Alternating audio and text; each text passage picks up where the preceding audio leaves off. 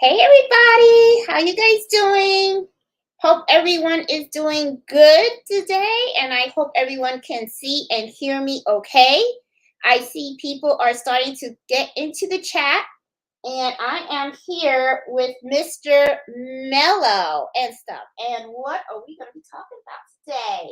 What we're going to be doing is we're going to be talking about shipping and packaging your products. Okay, this was a request that I got from one of the subscribers that said, hey, I really want some more information on how we should be packaging and shipping out our products from our business or local business or even as gifts and stuff.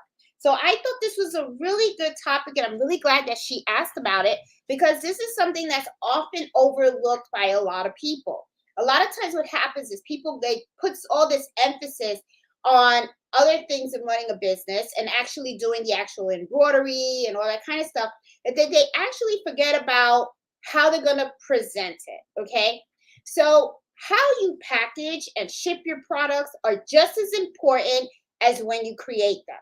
When you create them, of course, you want them to be top-notch quality work. However, though, it can go downhill if you present your product in a pretty sloppy way, right? It can kind of diminish all that hard work that you just did. So, one of the things that I wanted to do is I wanted to talk to you guys about the importance of presenting and packaging your items. So that way, not only do you produce a good quality product, but you present it in the correct way to your customers. Okay. So, there's a lot of things that you have to think about. Now, one of the things that you've heard me say in the past, when I'm talking about when you do your embroidery or even if you do sublimation or whatever it is that your niche is, okay? That you've always heard me say that you really should really think about selling the product when you know that you have really excelled in your skill set. That is because, especially when you're selling online, when the person receives your product, that is when they get the actual physical view of who you are. It's kind of like the hard introduction. We have kind of like two sides, right? You have a soft side, then you got a hard side. The soft side is if when you're selling online, they first find you, what they do is they look for your listing, and then right there, that's kind of like the soft introduction that they get to know about you and all the things that you have to offer.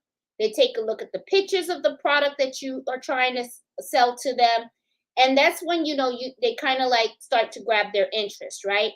But the real hard introduction is when they actually receive the product after they place their order. Now, when they receive the product, not only are they looking to make sure that what they bought is of good quality, but they're also going to be judging how that product arrives to them.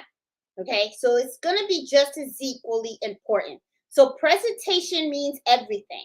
It actually talks about how you handle your items, right? How much you care for them. If you go and you do something sloppy, like you just throw it in a bag and stuff like that, and you kind of it looks like it was mishandled in some kind of way. Sometimes it's not even your fault either. Sometimes what happens is the post office may have had like a big rush or something, or something happened that the item arrived broken or whatever, and those are not things that are in your control. However, though, you do know there's a possibility that there are can be some things that happen during the shipping process, and you should be proactive in thinking about how can you avoid those issues from happening to you. Okay, so packaging and shipping your products, very, very, very important. It's a representation of how you want your customer to first receive that hard look from you. Okay, so first of all, one of the things you need to be thinking about is think about what it is that you're trying to sell. Think about what you're going to be. Oh, I just got a sale. Another sale. Sorry. Think about the item, right, that you're trying to sell. How big is it? Is it big? Is it small? Is it bulky? Is it something that can bend and not be damaged? If it is something that cannot be bent and can't be damaged, you have to make sure that you understand how you're going to be able to package the item that you are selling. I'll give you an example. Hats. Baseball hats are something that a lot of people like to buy. They love to get embroidered baseball hats. They love them personalized and everything. But people are very particular about these baseball hats. I remember my dad loved his baseball hats and he didn't want any wrinkles on them, and he even gently laid them on the table. There are a lot of people out there that are very particular about their hats. The last thing you want is to embroider a hat and put it in a shipping bag, and then all of a sudden the bill of the hat gets folded or just twisted in any kind of way, and by the time it reaches the customer is now already pissed off because they got a hat that's all twisted up. So if you know that you're doing hats, you know you have to protect those hats during the shipping process. So when I am shipping hats, I use boxes, okay? Now, there is a good thing about boxes, and then there's a bad thing about boxes. Boxes do add weight to the shipping costs, okay? There's no way around it. However, though, if it's a hat that I'm selling, I have to make sure that I protect that hat. I don't want that hat to go to the customer, and then all of a sudden they're like, great, I got a twisted up hat. So sometimes you got to bite the bullet and go for the box. The other thing too is sometimes you'll have an item that it can bend. It's not a problem, right? But you want to make sure it doesn't get dirty and stuff like that. In those situations, what you want to do is not only could you use a shipping bag like I use these types of shipping bags, okay? And all the stuff that I'm showing you, I've already posted all the links to the video description, okay? So that way you'll know exactly where I got them from. I have shipping bags. You can get these in all different sizes, okay? They come in the big, small. These are great. So whenever I have like kitchen towels and stuff like that, this is what I put them in. However, though, I don't just put them in this.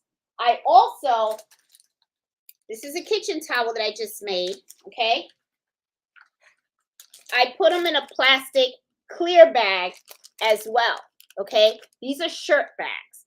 So what I do is I put them in here, and then after they're in here, so that way they're protected, okay? And then I go and I put them in here, okay?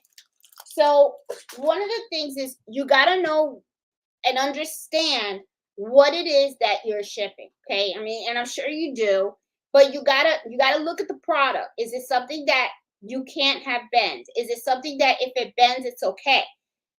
Those are all things that you have to be thinking about. Also, when I put the hats in here, I don't just throw the hat in. I actually put it in a plastic bag, okay, which is similar to this. It's just a little bigger so that the hat can fit in it. And then I put it inside the box. The reason why I do that is because I want to make sure I'm protecting the hat, okay? Just like any other products that I go ahead and I create. Every time I have something, I always put it in a clear plastic bag, and then I put it in the shipping bag or the shipping box, okay? Now, I talked about the boxes and how the boxes can sometimes add a little weight. Sometimes, of course, I love the shipping bags because they're very minimal weight that is added to the cost, okay? But let's talk about shipping for a little bit, okay? What ends up happening is shipping is part of your pricing, okay? A lot of times people forget about that. All I hear people always ask me whenever they're saying, "Hey, how much would you charge for this?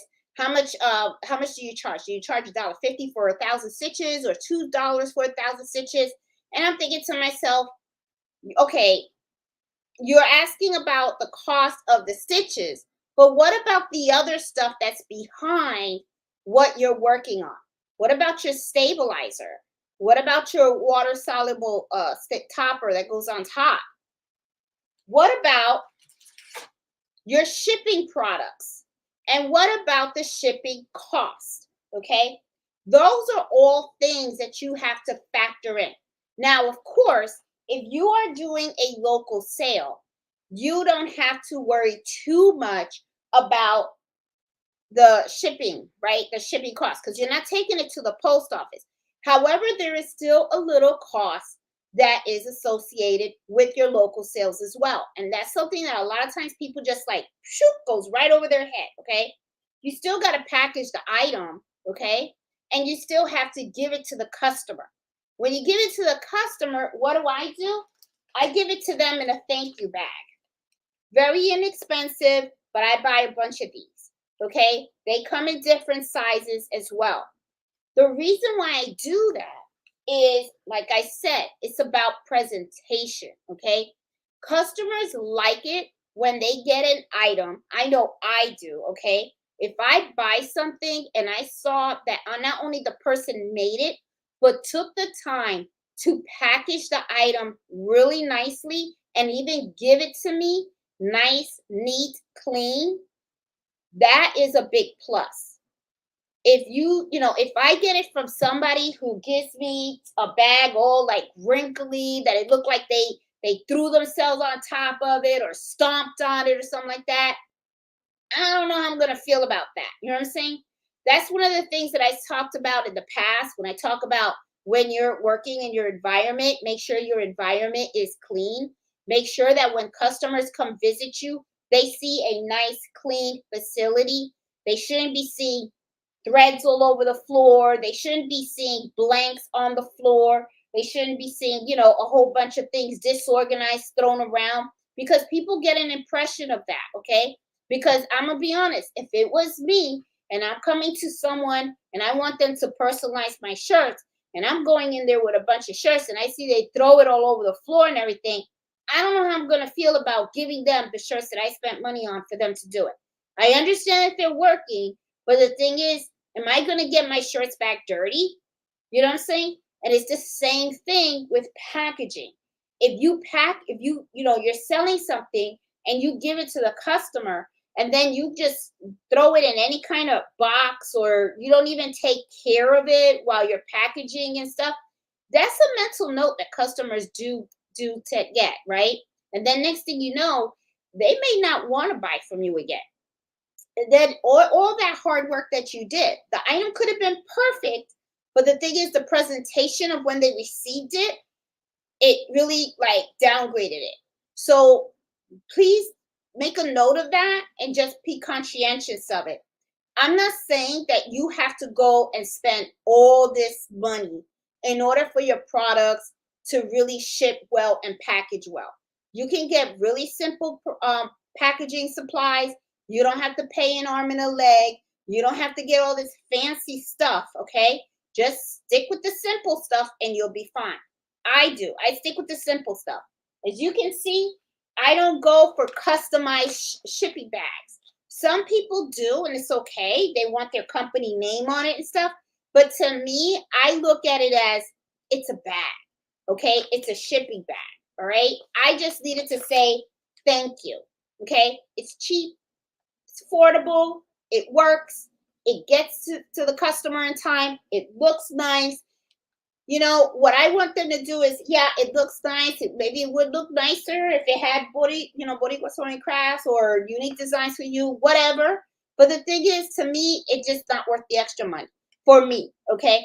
Some people do. They want their company name on it, and that's okay. If you want to spend the extra bucks, it doesn't hurt. It's good for marketing.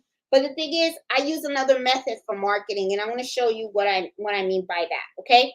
So, um, to me, packaging is just adding a little personal touch. Okay, it's just a way of you delivering the item to your customer, whether local or online, more effectively. Okay, this to me really is important, especially if you're selling online, because you got to remember you never had a relationship with that person. You never got to talk to them. You never, they didn't meet you or anything like that. They saw your product online, they liked it, they purchased it, and then you're shipping it out. The first hard interaction that they're going to have with you is when they get their product and they opening it up. So that's why to me, presentation is everything. Okay. So I want to also show you how you can add your own little personal touch when you're also doing packaging. Okay.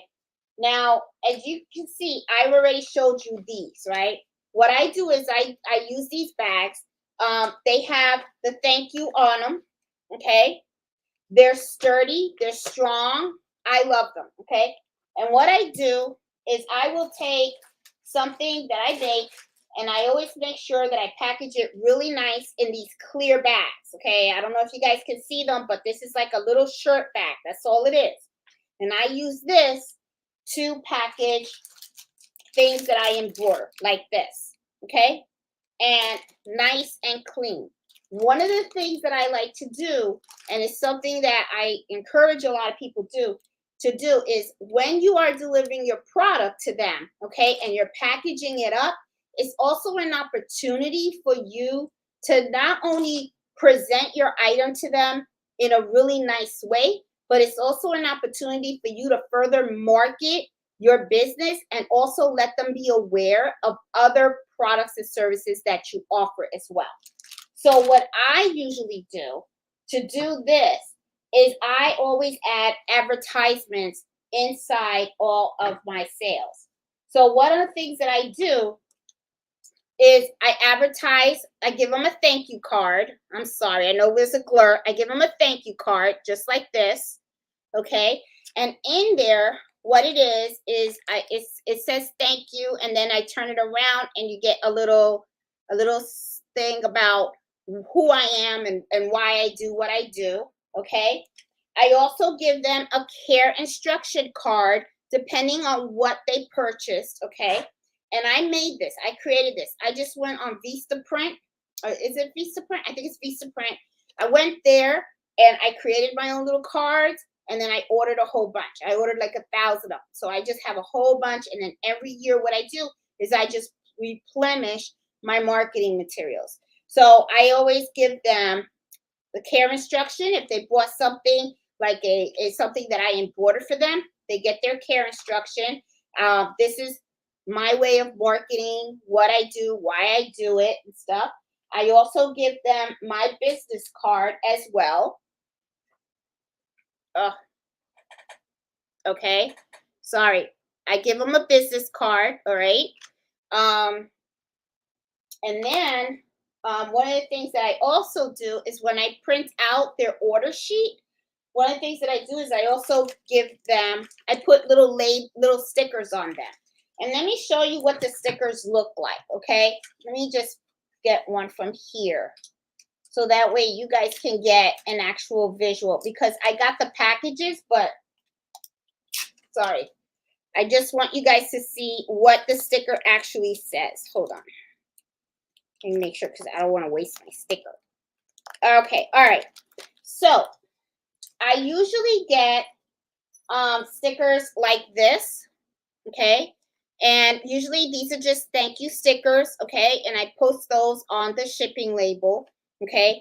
Then one of the things that I do is I always ask for reviews, okay? That is something that I really think that a lot of us need to be doing. A lot of times people don't like asking for reviews because they don't want to hear any negativity. But I got to be honest with you, you need to ask for it, because if you get a lot of good reviews in your online shop or even local sales, okay, because like I have a Google listing for my business, and people around me actually do leave Google reviews on me. Those reviews help your business grow, okay? I mean, it really, really does.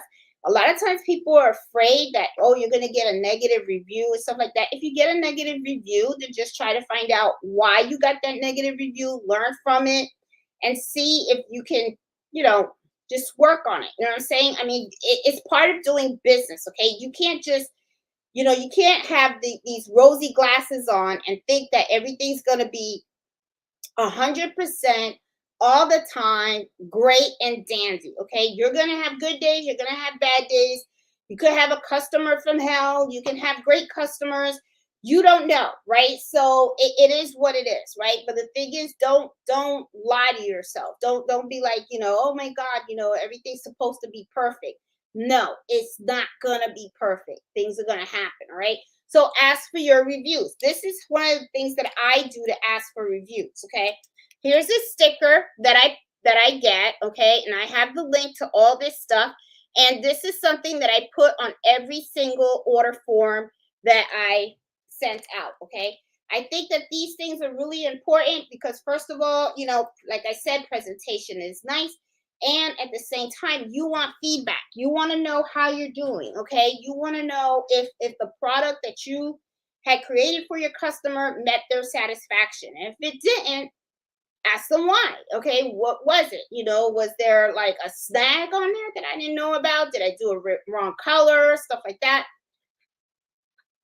Don't be afraid of the reviews. Please, if you are afraid of having bad reviews, then honestly, you shouldn't be in business at all, because honestly, it's gonna happen. It happens to all of us. Okay. I've had them. I mean, it's just part of life. So yeah, so add your business cards, add thank you cards, add instruction cards also. Okay. This is an opportunity not just to present your product well to the customer, but also to market yourself further also. Okay, so that's something that's really, really, really important. So I did have a whole list of stuff that I wanted to talk to you guys about. Okay, so the first thing I've been harping about all this morning today is presentation. Okay, the other thing is know what item you are shipping and you're selling, and know how you're supposed to ship it so that when it gets to the customer, it gets in one piece and it gets there in a really nice, presentable way. Okay. The other thing I talked to you guys about just now is about adding your own personal touch to the customer's products, which is like adding, the thank you postcards and all that stuff. You can put stickers on there. Sometimes what I started doing in the beginning when I first started running the business and stuff, and I would just get like a small number of orders. I would actually give each customer like a handwritten note, and I would say, "Hey, thank you so much for supporting my business. I really appreciate it. Please leave me a 5-star review, and I really appreciate you supporting." Just a nice little note saying, "I hope you enjoy your product as much as I've enjoyed making it." Stuff like that, right? So that way, it's kind of like it's a little more personal thing. And there have been times when I have purchased items from Etsy, and when I got them, I actually get like a really cute thank you card. And in the card, it's like a really nice note from the seller to me. I think that really adds a nice, nice touch to it. Okay. So, you can really, add a little personal touch to your packaging, and that can really go a long way. Okay. Also, the other thing is be aware of the cost of packaging and shipping your products, because that can really eat up your profits pretty quickly. Okay.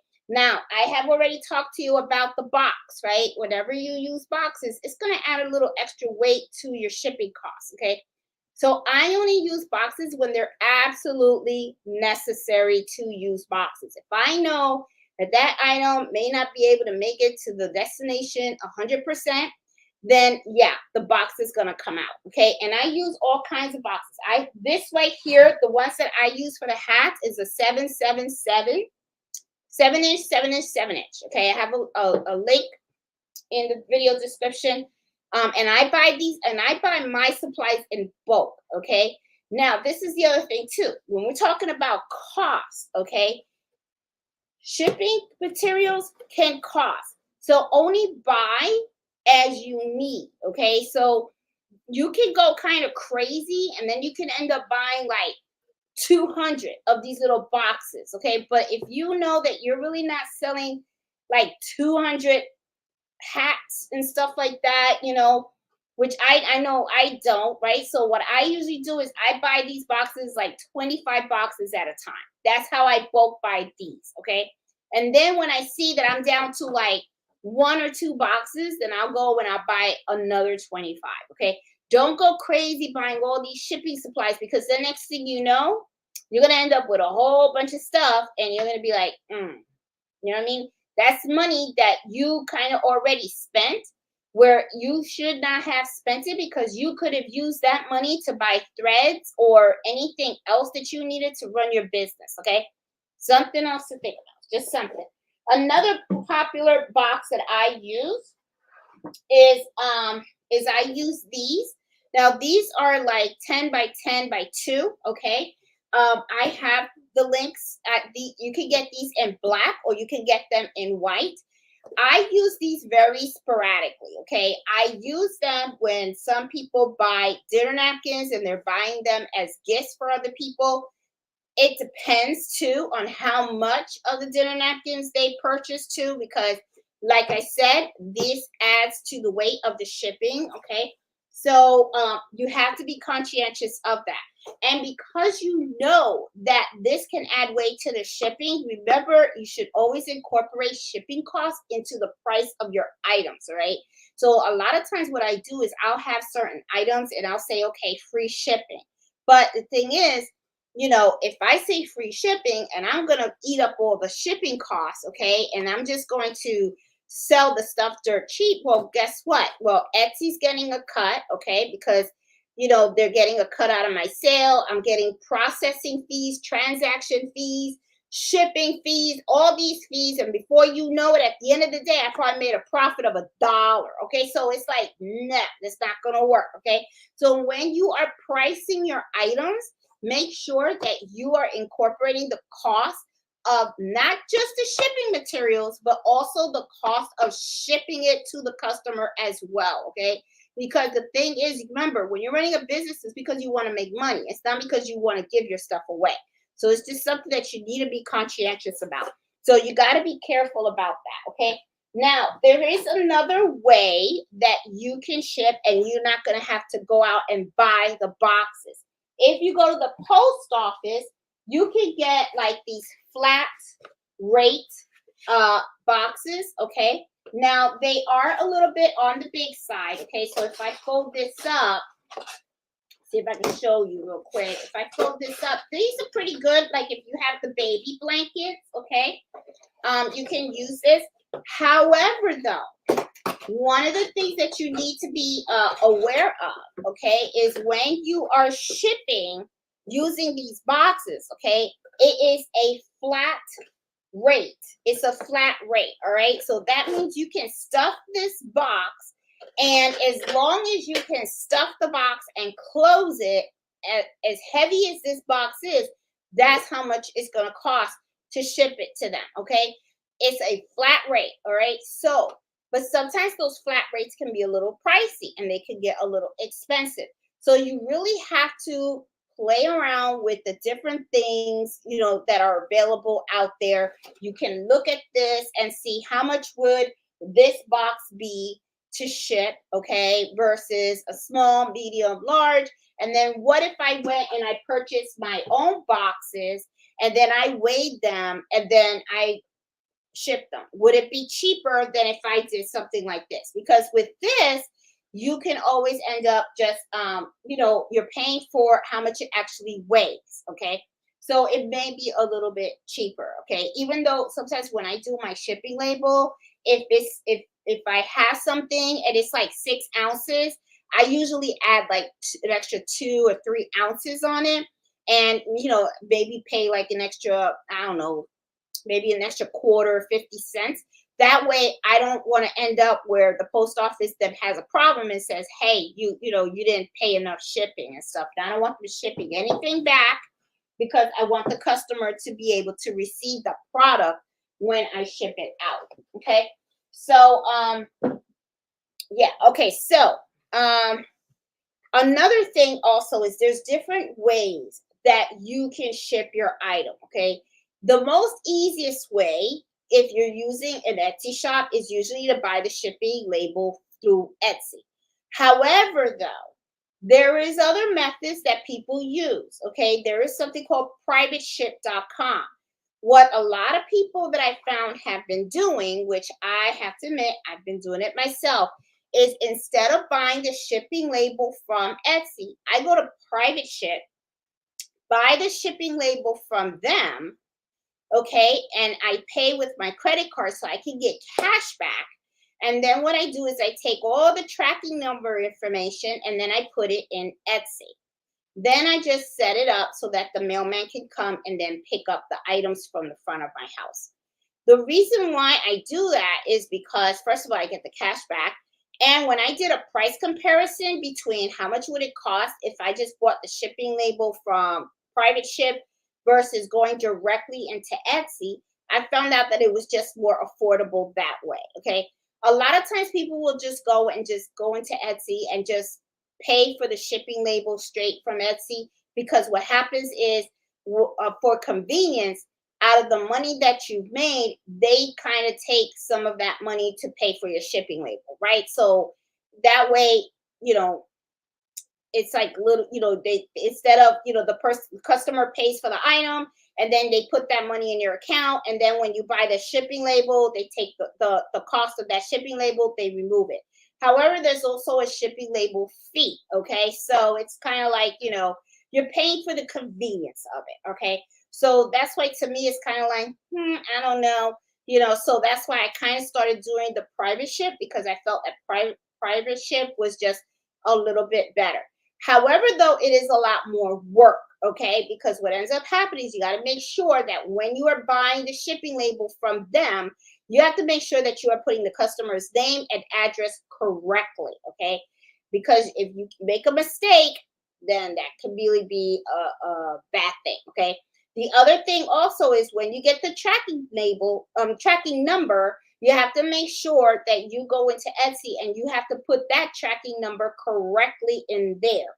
So there's a lot of back and forward, and sometimes a lot of mistakes can happen. So you have to be really careful about that. So if you're afraid that you could make an error or something like that, and you really don't want to chance that, then I say, you know what, just go straight Etsy. That way you don't have to worry about it. And then you could just buy the label from them, print it out, and you could even set up the pickup right from Etsy. Okay. So, it's just something to think about and stuff. Let's see. Uh, okay, I already mentioned personalized packaging. Is it worth it? Okay. Me personally, I don't know. It just depends on whether it's important to you to have your company name on the actual shipping bag. For me, it's really not. I really don't care much about that. I just want a really nice shipping bag, so when the customer gets the product, it actually looks really nice. Um, yes, Iris, I'm sorry. Yes, I forgot to mention that too. Okay, Iris, thank you so much for mentioning this. Okay, one of the things that I forgot to mention while I was showing you these, okay? These boxes are free, okay? You don't have to pay for the box. I don't know if I mentioned that before. However, though, you do have to pay for the shipping of the box, okay? And that's where the flat free. I wish it was a flat free shipping rate, okay? The flat fee. Is that what they call it?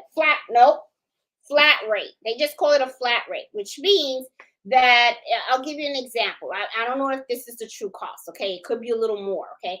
Let's say to ship this is $15, okay? I could take items and put them in here and just package it up, take it to the post office. It's $15 to ship, and that's it, okay? It doesn't matter how heavy this item is. However, the problem that I have with using this is that sometimes what I sell isn't that heavy. Okay. So for instance, like when I sell these kitchen towels, they're really like about 6 ounces. Okay. So it's like they're not really heavy. So when I buy a shipping label for something like this, I'm usually paying, depending on where the person lives at. Okay. Sometimes it can be $5 or sometimes it can be $6. Okay. So to me, using a box like this, okay, even though the box is free, it doesn't make sense. Uh, okay, this is not private ship, pirate ship. You got that right. It's the second one. That's the one that I'm talking about, guys. Baby Giant got it. It's the second one, okay? Not private pirate. Y'all know my English, okay? You know my genetics and how I do things. I can jack up a name anytime. But thank you so much, Baby Giant, for pointing that out, okay? So for me, sometimes this is not worth it, okay? It just really depends on how much something would cost. If I see that it's going to cost more and I can put it in a box like this, then yes, I will definitely use that because it's cheaper. Okay. So yeah. So all right. So let me go down this because I want to make sure that I got everything because I was writing down everything that I want. I put number one, presentation. Know what you're selling, how you need to package it because you want to make sure it gets there really nice. You're adding your personal touch. You want to be aware of the cost of the packaging and the shipping of your products, okay? Because that really can eat up your profits, okay? So you got to be conscientious of that, okay? Make sure that you're looking at different vendors, which is exactly like with Baby Giant. She put down there, I think it's Pirate Ship is the one that I use, okay? And I use it with the credit card so that way I can get my cash back and all that kind of stuff and everything. There's different ways of packaging your products, and I talked to you guys about the boxes. I talked to you guys about the shipping bags. Um, Also, if you know for a fact that you have something out there that you sell a lot of, and you know that there's going to be a certain buy in bulk. Okay, that's what I'm trying to say. Know when to buy in bulk and know when not to buy in bulk. Okay, because I'm telling you that can be really tricky, especially when you're running a business. Okay, sometimes what happens is you think, oh, let me get a whole bunch of stickers, right? And the next thing you know, you buy a whole bulk of stickers. Okay, good thing and bad thing. Good thing could be, well, hey, you're not going to be buying stickers for a long time because you got a bunch of stickers that you got to use. The bad thing could be that what happens if you decide, I don't want to sell anymore? Okay, then what happens is you got a whole bunch of stickers at home that look like this. Okay. The other thing also that I wanted to show you guys also that I totally forgot about. Well, I'll mention this to you is also, let's talk about the printing of shipping labels. Okay, you guys gonna laugh at this. When I first started, okay, when I first started, all right, what I started doing was I was like, oh, let me buy a shipping label right online. Well, what was I doing? I was using my printer to print all my shipping labels. Okay, I quickly ended up finding out really like within like 3 months that every month I was buying brand new printer cartridges for my inkjet printer because I was using my inkjet printer to go and print my labels. Do yourself a favor. Buy a thermal printer, okay? For shipping labels. You're gonna need it. You're gonna wish you had it. I am telling you. Because what's gonna happen is you're going to be spending a lot of money on ink for your inkjet printers and your laser printers and everything like that. Thermal printers, fabulous thing. They run off of heat, okay? So it's like you just, yeah, and you see them, if you go to the UPS store, or even if you go to the postal office and you look at the printers that they're using, they're all thermal printers, okay? They also, you just buy the printer. There's two. I even have them linked in the video description. You can buy it wireless or you can buy it wired. Unfortunately, at the time when I purchased mine, they only had the wired version. I wish I had the wireless, okay? The wireless isn't cheap though, I'll tell you that, because if it was, I would have upgraded. But because I have a wired one, which kind of like the thermal printer hooks up to my Mac, and I just go in there and I print out my printing label. It comes with the wire and stuff like that, which is fine. You can hook it up to your laptop, you can hook it up to your desktop and all that kind of stuff. It works. It works great. I have been using it for like 3 years. Never had any issues with it. And until that baby doesn't break, then the next one that I get will end up becoming a wireless. But because this printer is really good, it has done really, it works fine. To me, I'm like, why am I going to spend an extra $300 on a printer where the one that I have right now works? So, but they do have it wired and wireless. Now, the other thing with the thermal printer is not just for shipping labels. If you can go online And you could buy different sizes of labels, and you can use that to print on your thermal printer. I made these myself, okay? And this is what I do when I put these stickers on the packaging slips. When people ask for custom orders, right? When they order something that's personalized, like a baby blanket that's personalized, a hat, a kitchen towel, the dinner napkins and stuff that are personalized and everything. I put one of these on the packaging tape, packaging slip. Okay. Now I make these myself. I did not buy these. What I did was I just purchased the roll, and these are thermal stickers. Okay, they're in light blue. Okay, and I just used that thermal printer to print these. Okay, I mean, very easy to do. I'll probably even do a video on how to do this, because what I like about this method is because these print in heat, okay? Um, let me put this here so you can see, because of the lighting. Because this uses the thermal printer, okay? I don't have to use ink. There's no ink, okay? However, though, the only bad thing about it is it only prints in black, okay? So it's not like if you want something that's going to be really colorful and stuff like that, and you want a sticker that's going to look like this. If you want something colorful like this, okay, where you see all the different colors and stuff like that, you're not going to be able to do this on a thermal printer, okay? You're going to have to use this on an inkjet printer if you want to make your own stickers, okay? You could even buy sticker paper, okay? If you want to make your own stickers, you can do that. I mean, it's okay. I mean, but the thing is, I'm gonna be honest, I personally have not made my own stickers, because these packages of stickers that I get, they're pretty inexpensive. They really are not that expensive. I think it would cost maybe more for me to make the stickers myself than if I just go out and buy the rolls of stickers, okay? And then what I usually do is I do buy these by the bulk, because I do use them a lot. And to me, it's like it's a time saver by buying them, because that way I don't have to go out and design the sticker. I don't have to put the sticker paper in the printer. I don't have to be spending money on ink for my printer or anything like that. And then after they print, having to take the time to actually like cut them out and all that kind of stuff. I kind of like that. It's easy.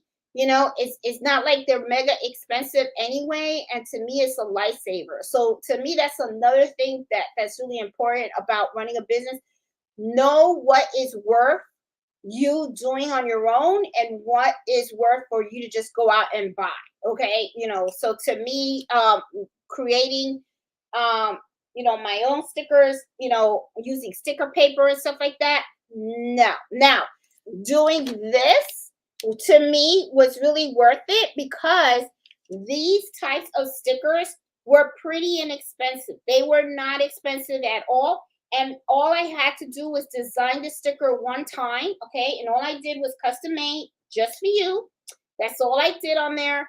And then what I do is I hooked up the roll of the whole roll. I fed it into my thermal printer, and I said, print me 100, and it just went, and you should see it just goes, woo, woo, woo, woo, and it just, all of it just comes right out. And then I just get 100 of them, cut them up, and then I just save them and put them in my drawer. Whenever I need one, I just peel the sticker off. So I just make like 100 of them. And for the last couple of times when I was making 100, I would have to like keep making more, because I don't just use these stickers for my online orders. I also use them for my local orders as well, because a lot of my local orders are custom. What I ended up doing the last time I bought a roll is I just did the whole roll with custom made for you. And that way I don't have to make stickers for a very long time, because I have to kind of like stop my process and do stickers and stuff. And then, when I could be embroidering and doing all that other stuff. So this is just something else to always to keep in mind. So the thermal printer is definitely something that I wanted to mention to you guys about. If you guys are doing online orders, and you're shipping orders out, you want to make sure that you invest in a thermal uh, shipping label printer, because that is going to save you a lot of money in the long run. Trust me, I have tried using my inkjet printer, and I was spending money in replacing those ink cartridges. Not worth it. Not worth it at all. What I really love about the this is that it prints the information, and then you just peel it right off, and then you just put it right on your packaging. I mean, easy pleasy. I mean, whenever you have an opportunity to make things simple for yourself, do it. Just do it. It'll be all worth it. Okay. Now, there was another thing I wanted to mention. When you are shipping items, okay, to your customers, something that I highly recommend that you do is you always use track numbers. That is like so super important, and I find that that is very, very valuable. And I'm going to tell you why. When you are shipping something to somebody, and you just say, oh, I put it in the mail, right? Let's say you put like 50 stamps on it, right? And then you just put it in the mail, and you didn't get a tracking number. Well, the thing is, two things. First of all, you can't track to see when it actually arrived to the customer, and the customer's not going to be able to track when they're going to get it. So what could happen is, what happens if you have a situation where all of a sudden you mailed it out, but the customer's telling you they didn't get it?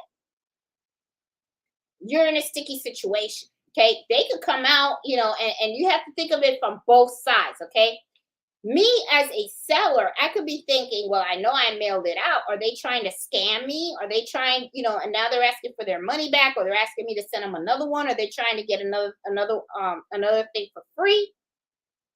You don't know, right? Now let's look at it from the customer's point of view. Man, I went on this lady's website and I bought something, and all of a sudden here I am waiting, waiting, waiting, and the thing never came. She took my money. She took my money and she never sent me anything. That because so as you can understand, it can be sticky for both people, right? It can be sticky for the seller, it can be sticky for the buyer. Let's avoid all that, okay? When you get your shipping label, make sure you have a tracking label. Make sure the customer is aware of what the tracking number is, okay? That way you can track it. If there is an issue with it, you can always go to the post office and stuff like that, okay? Now, the other thing is, some people, they put insurance on their packages and some people don't, okay? It depends on what it is that you sell. If you are selling something that's really expensive for you to make, okay, like super expensive, then I would say, yeah, I would add insurance on it. You could even go as further as, say, signature required, okay, for the customer to be able to get their package, okay? So, but it depends on how expensive your item is, all right?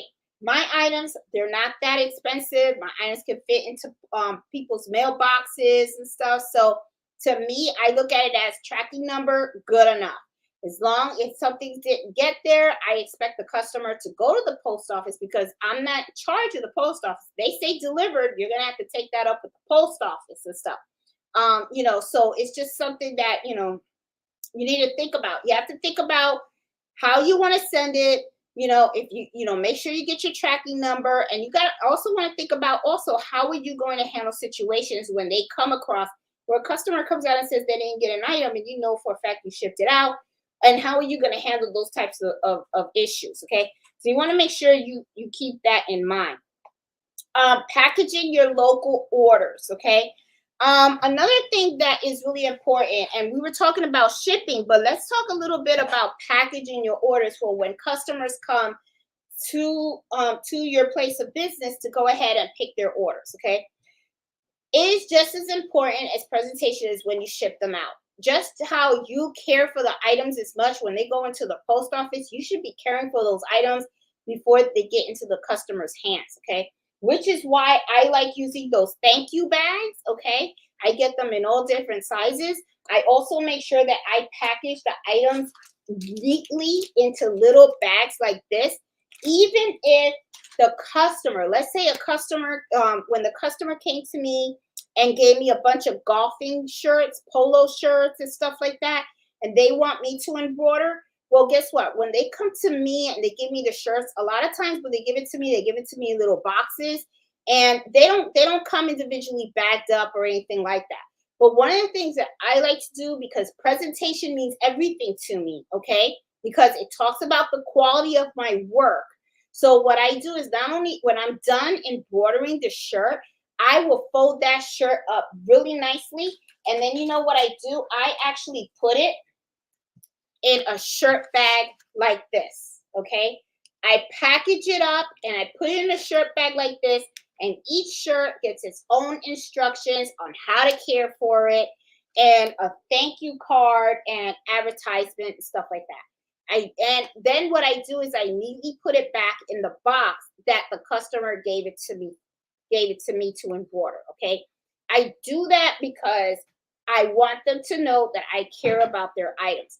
I will tell you this, a lot of customers that have come and picked up their items, when they drop them off and when they pick them up and they see how they have been individually wrapped, they are really like at awe. They're like, and they mention it. They come on, they go, oh my God, thank you so much. I mean, I love the packaging. And so they mention that. Okay. So trust me, that alone can really set you apart from other people. Okay. Because not only did you embroider your item or you created your item really well, but you actually took that extra step to care for the item as well. So, make sure that that you do that stuff, because that stuff is really, really important, because it speaks volumes about you and the style of how you work. Okay. Let me see. I think uh I think I got everything in here. Yeah, as a matter of fact, I think I covered everything in there. What I am going to do, though, guys, is I'm going to go through the chat just in case you guys have any kind of comments or questions about some of the stuff that I mentioned regarding the shipping and the packaging of the items. Okay. One of the things that I really do want to emphasize to you guys, though, seriously, is please think of the packaging, as because the packaging is just as important as when you create the item. You know how I always talk to you guys about quality, okay? Quality is important. It really truly is when you are creating your item. The packaging is just as important too, because it's part of your marketing strategy. It's how you are marketing your business and how you are talking to them. So if you do not take the time to actually take care of the product that you have just created before you present it to the customer, that can really be something that the customer can kind of hold against you in a way, right? Like I said, a lot of times people are very, very particular about certain things. So you want to make sure that you stand correct all the way, not just some of the way. Okay. So I'm gonna go down and I'm going to go down. I want to say hi to you guys and see what kind of questions or anything, or even if you have an idea of something, or maybe something that I missed and stuff like that. That way we can all just share information and stuff like that. So, all right. So I got Miss Max. How are you? Oh, Miss Max, she says she is working on Mother's Day pillows tonight, and she wanted to say hello before I catch up. Hope you had a win. My baby is in the shop again. I saw that, Miss Max. What are you doing? Are you beating up on that machine? You gotta be gentle when he comes back from the shop. Give him a hug. Give that baby a hug. Hey Kim, how are you? Oh, I look forward to you in my chats too. I like spending Fridays with you guys. Okay, and then let's see. Miss Beck says, saturating the thread area with oil, but that didn't work. Oh, I'm sure they're gonna fix it, Miss Max. I'm sure they'll fix it. Hey Robin, how you doing? Kim, sent you a couple of soon. You did not get. I probably did. I just haven't had a chance to really go into my inbox and stuff. I'll look at my inbox, Kim. Let's see. Hey Marsha, how are you? Hi Judy. Hi Iris. Hey Miss Hemmings, how are you? Welcome. Let's see. I see Kim from South Carolina. Hey Ozzy, how are you? Hey Wendy. Hey Judy. Hey Christy. Um, hey Jenny, how are you doing? Let's see. Oh, let's see. How's the packing going, Marlene? Oh, Marlene is moving from PA to South Carolina, November. Exhausted. Oh my goodness. Well, that's exciting. Movie. I have been living in the same place for a couple of years now and stuff. I'm not much of a mover. And I don't even know if we're gonna move when I retire. I think we probably end up staying here. I don't know, because we sometimes toy with the idea when I retire to probably go somewhere new. But I am going to be honest with you, when I start thinking about packaging, packing and all that kind of stuff and everything, that's exhausting. Then right there, I'm like, yeah, we could stay. That's what I think because I get lazy. Hey, Gail, how are you, hon? How you doing? Um, hey, Beth, how you doing? My laptop crashed. My new one arrives Monday. I wish I would have saved more on my. Oh no! Oh, Beth, one of the things that you can do, and something to think about, if you can think of all the places where you have purchased your embroidery designs at, you can go and you can probably log back in and you can re-download some of the designs. Because a lot of times what happens is some of these sites, when you buy something, they have it there and you can always just re-download it. But I'm so sorry that happened. That sucks, I tell you. That really does suck. Um, oh, I'll see. Use pirate ship. Do you recommend using the label t-shirt? Okay, Ozzy, I have done both. Okay, I have used the Etsy shipping labels and stuff. The only thing is that fee. That fee is like, I don't know about that. So, and I know that sometimes it's not like an extravagant amount, but the thing is that you know I want my money. I don't want to like just give money to somebody, right? So usually what I do is I do use the pirate ship, okay? And I started using that because if you buy the shipping label using a credit card where you get cash back, then it's kind of like a win, right? And the thing is, when I compare the price of a shipping label from pirate ship compared to Etsy, it's the same. It's the same price. The only thing is that Etsy actually charges you for using them to buy the shipping label, and then they charge you for the actual shipping label. So it's like I feel like they're charging you like twice in a way. It's like they charge you for the transaction of the shipping, and then they charge you for the actual shipping label. With Pirate Ship, I'm not paying for any transaction for the shipping label, right? And I'm using my credit card. The only thing though is that you got to remember when you buy it off of Etsy takes it off your profits, right? So you don't, you're not going to end up, you already paid for it, right? The thing is with Pirate Ship though, is when you use your credit card, you got to remember that you're going to get a credit card bill, right? So when you get your money from Etsy, you're going to have to pay the credit card bill for all those shipping labels that you purchased, okay? Hope I didn't confuse anybody. But if you are good with your money and you don't have revolving debt or anything like that, that's the way to go. Because to me, I like getting the cash back, and I'm trying to see how I can minimize on these like fees, right? It's like all these fees everywhere. So, and unfortunately, what ends up happening is the more fees you have, the higher your prices are gonna go. Because what ends up happening is, you can't just like take all the fees and then, of course, the customer's going to have to kick in the money, because then you're not going to make any money. Then if you're not making any money, then why are we doing what we're doing? You know what I'm saying? So it's like, eh. But Ozzy, that's usually what I do. I like using the private ship. Now, like I was telling you guys before too, The only downside is then you're going back and forth between the two systems, right? So you got to make sure the address is right when you buy the shipping label, and then you got to make sure that the tracking is right when you put it in Etsy. So it's like, what do you know? But hey, if it's just a couple of extra seconds just for me to save a couple of bucks, and that's what I'm gonna do, because you guys know me, I'm pretty frugal, okay? Because I know a lot of you guys say, don't say you're cheap, even though I am cheap, but okay, I'll say I'm frugal then.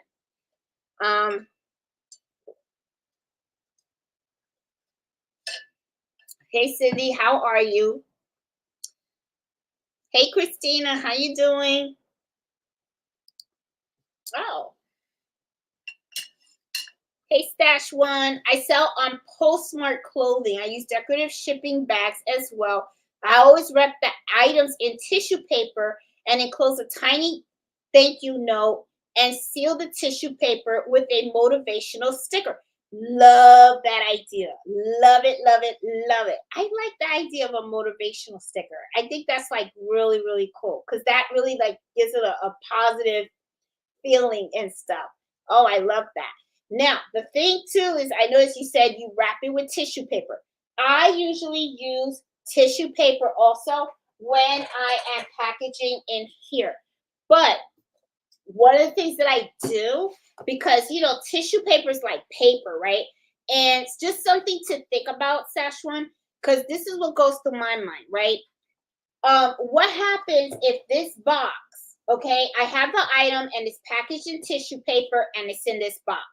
And then what happens if when they deliver it to my customer, they put it on their doorstep and it's raining or something like that, right? The rain is going to go through this box, okay? And it's also going to go through the tissue paper. So most likely what's going to happen is it's going to get wet, okay? However, though, if I take my item and I put it in my plastic covering like this, okay, because that's what I usually do.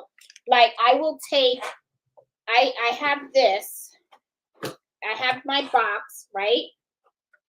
I'll take, I put tissue paper on it. Then I put this inside and then I put the tissue paper over it to close it. And then what I will do is I'll take the thank you sticker to just put it on top. And then I put on my advertisement and then I just close it. The reason why I like the plastic so much is because if, let's say, the package gets wet or something like that, hopefully, okay, and I'm not saying 100%, but I am thinking, okay, so let's say the box got wet. Let's say the tissue paper got wet.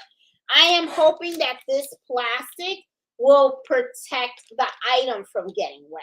So I'm always trying to think that, because that's another thing. Like, remember, like I was telling you about the hat, right? A lot of people are very particular about their hat, especially the bill, right? If the bill is the hard part of the hat, and then sometimes, let's say they have a structured hat, okay? Let's say they have a structured hat.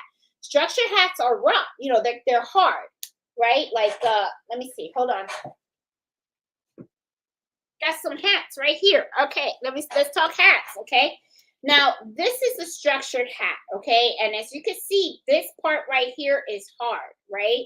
So a lot of times what happens is if you take this hat and you just throw it in a shipping bag, right?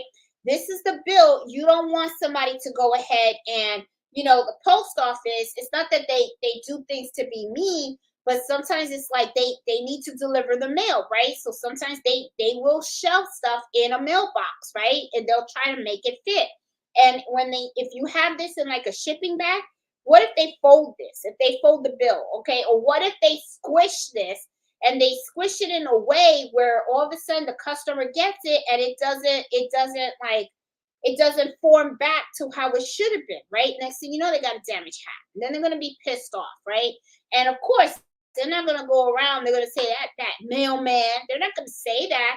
What they're going to say is, I can't believe she packaged it like that. Now it's damaged. That's what they're going to say, right? So I'm going to be the one that's going to take the hit, right?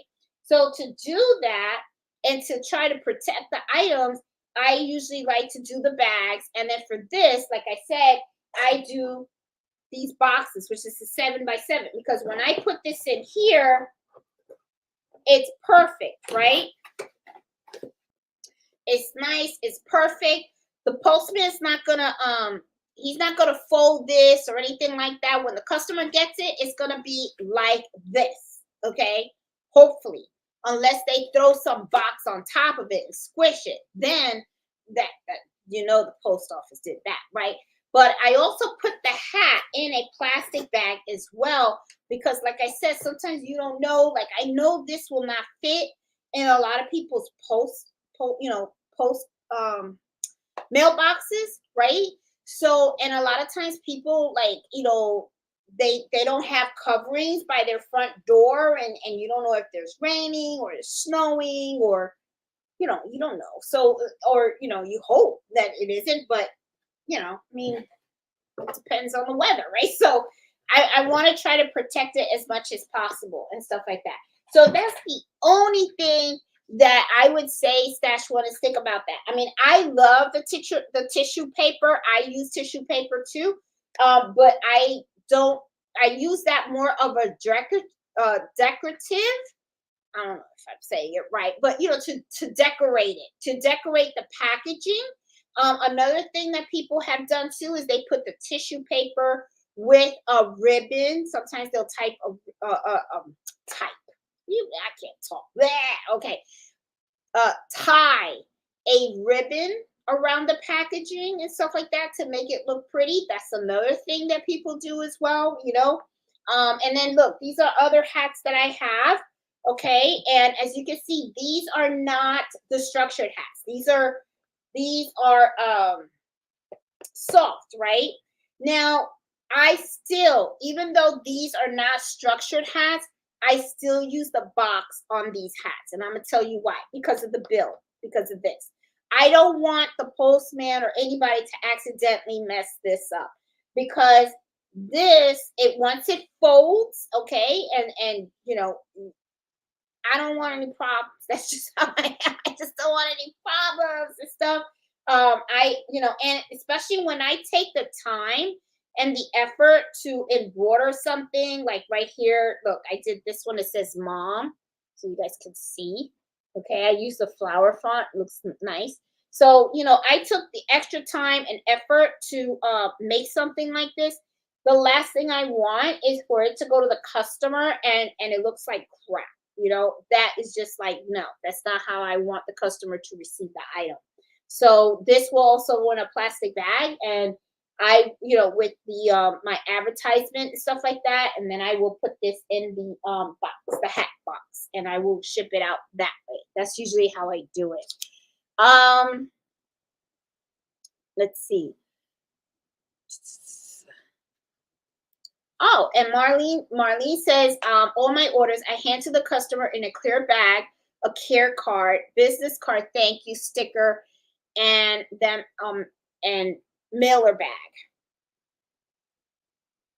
I do the same. I mean, it's really important, guys. It really is, because it says something. Presentation is everything. It really does. It says something about you.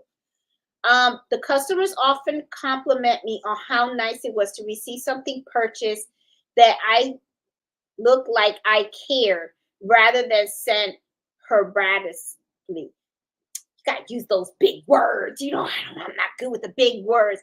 But yes, and you know what? And that's the other thing too.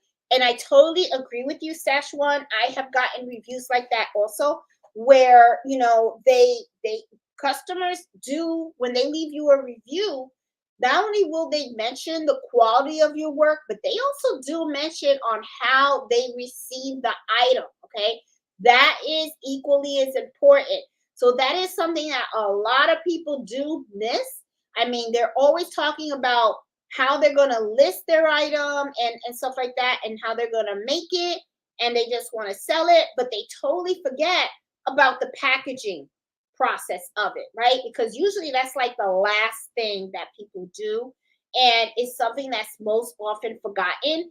And the thing that is really something that I do let people know is when they are pricing their items, right? When they have something that custom orders where people are asking for and stuff, I'm telling you, I always get the same question. It's like, how much do you charge per stitches?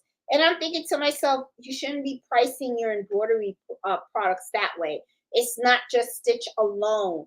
There is just so much more that goes into it. What about the shipping, the packaging, the stabilizer, the time, and all that stuff? There's just so much to go in.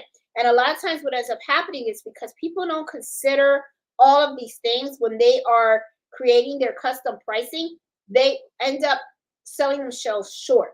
They truly do. Because what ends up is that they say, oh, well, okay, well, I'm going to charge this much. And then at the end, it's like you hardly didn't make anything, because what ends up happening is you didn't charge for the shipping, you didn't charge for the shipping material, you didn't charge for the stabilizer. I mean, you may have said, okay, this is how much per 1,000 stitches. All right, so you took care of the thread, all right, or you didn't pay for your time. There's just so many things that go into it. So a lot of times people just ask that one question. They think that's it, that's like the answer for everything. And I'm like, and especially if you provided the blank and you didn't cover the cost of the blank, that's like, okay, you're not going to be in business for long. You're not going to make any money. So that's just something that, people really need to think about.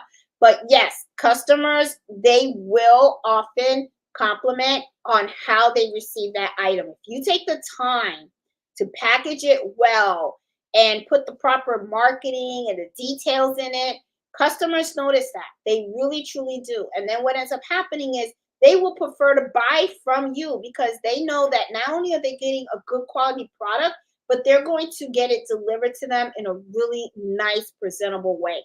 And that really is important. And nice presentation or package. Yes. Let's see. Let's see.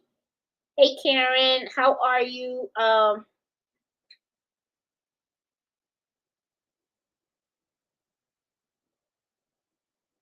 And this is another thing that Marlene is saying. She says, I also iron the garment, trim all the threads on the back, touch it, touch it.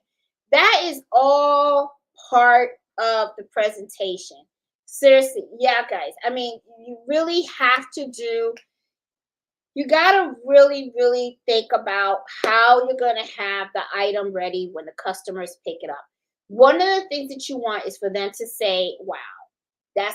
You really want to impress them when they pick up that item.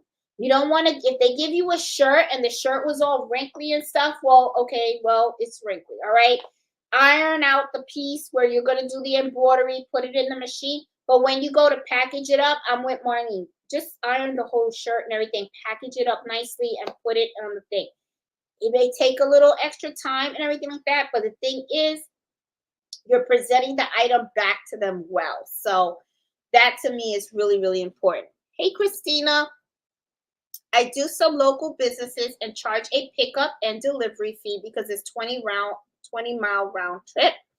The business that I ship to, I put the ship cost on the invoice. And that is something that is really important, Christina. Thank you so much for this comment, because that is something I do as well. I do have a delivery fee, okay? If the customer wants me to go and deliver the item to them, okay, I have no problem doing that. But of course, I'm going to charge a delivery fee. This is important too. Wear and tear on your car, and gas isn't free. Now, I drive electric, but the thing is, the electric ain't free either, okay? So nothing in this earth is free. So I will not charge a pickup fee, okay? Especially if I ain't going nowhere, okay? I mean, if they're coming over here and they're bringing it to me, and they're gonna come here and they're gonna pick it up, I'm good with that, because there's no sweat off of my back. I'm not going anywhere, okay? I mean, all they do is drop off whatever it is they want me to embroider, and then all I do is bring it up in here and I stick it in my machines, do the work and everything, go back downstairs and have it nicely packaged, ready for them to come and pick it up. All they have to do is just tell me what time they're going to come pick it up, so I can make sure that I'm home, okay? I used to at one time have it where Fred used to help me to give out the orders and stuff. But see, this is the other thing that's pretty important. And I learned this the hard way. And it wasn't that Fred did it on purpose. He didn't know, okay? Is because when I do my local orders, everybody's bag looks the same, right? So everybody has their orders in there. So what happened was one day I wasn't home and I told Fred, hey, a lady's here to pick up her order. So he just went to the table, saw a whole bunch of these, and then gave her a bag. And it wasn't even her order, it was someone else's order. So it was a mix up. So what I had to do was get her order, drive to her house, switch the bags, and then come back. So I learned the hard way that because it has, all the bags look the same, Fred wasn't gonna know any better. He didn't know to open up each bag. He just I just said take a bag. So he took any bag. So now what I'll do is I'll get like little post-it notes, and when I put the bags on the table, I will put a post-it note with the customer's name on there, and then now I'll tell Fred, hey, this person is coming to pick it up. There's a table with their on the table, the bag with their name on it. So that way, and take the bag. I even tell them take the item out, show it to the customer to make sure that that is their item. So yeah, so I had to be more specific, okay, because he was under the impression that he thought everything on the table was the same thing. So it didn't matter what bag he gave. He didn't know because he didn't create the items, and he does know that sometimes I do multiple orders of the same thing, and then sometimes people come and pick them up, and in those situations, but he didn't know. He didn't look in the bag. So yeah. So anyway, so hey Marlene, oh yes, guys, if you like the information that I gave you guys tonight, please give me a thumbs up. That would really help the channel a lot. Let me see. And then also for all the information of all the stuff that I showed you guys, like the type of bags that I buy, the clear ones, the bags, the boxes that I get, and everything like that. The cards are not in the video description. These cards are cards that I make. I use Vistaprint. That's the company that I use. I like them because they have a whole bunch of different templates, and you go there and you design your own business card. You can design your own thank you cards, okay? This is the one that I did for my business. I put this in there. I also created my own care cards, okay? For folks, whenever they buy embroidery items and stuff, I always put a care card instruction in the packaging, because don't believe it or not, now everybody knows how to care for embroidered items, okay? And it's important that you actually put care instructions in there. I have seen people write reviews and say, hey, I bought a shirt that was embroidered, which is, was embroidered. I washed it and took it out of the dryer, and it was a mess. And I had to throw it out, which that's not true. You don't have to throw it out. I mean, probably, it shouldn't have been in the dryer. You should have dried it, and you could just iron it. But I felt bad because I was like, damn, look, they gave that seller a bad review, and it was because it was probably a beautiful shirt, and they just didn't know how to care for that shirt. Because they didn't know how to care for that shirt, they ruined the shirt, or it really wasn't ruined. They just didn't know how to care for it. So of course, what ends up happening is, instead of taking ownership for their own responsibilities, probably because they don't know, they're going to blame the seller, right? So when I saw that review, I was kind of like, how can I prevent that? And that's another thing too, that I love. Well, not that I love it, but every time I see, I'm always researching people's reviews. I always do. I like going out there and researching people's reviews. I don't really care about the good reviews, the 5 stars, the 4 stars. I don't care about that. I'm looking for 1 and 2 star reviews, and even 3-star reviews. I like reading those. The reason why I read them is because I like to see why did that customer leave a review like that? Okay. Was it the quality? Was it whatever, right?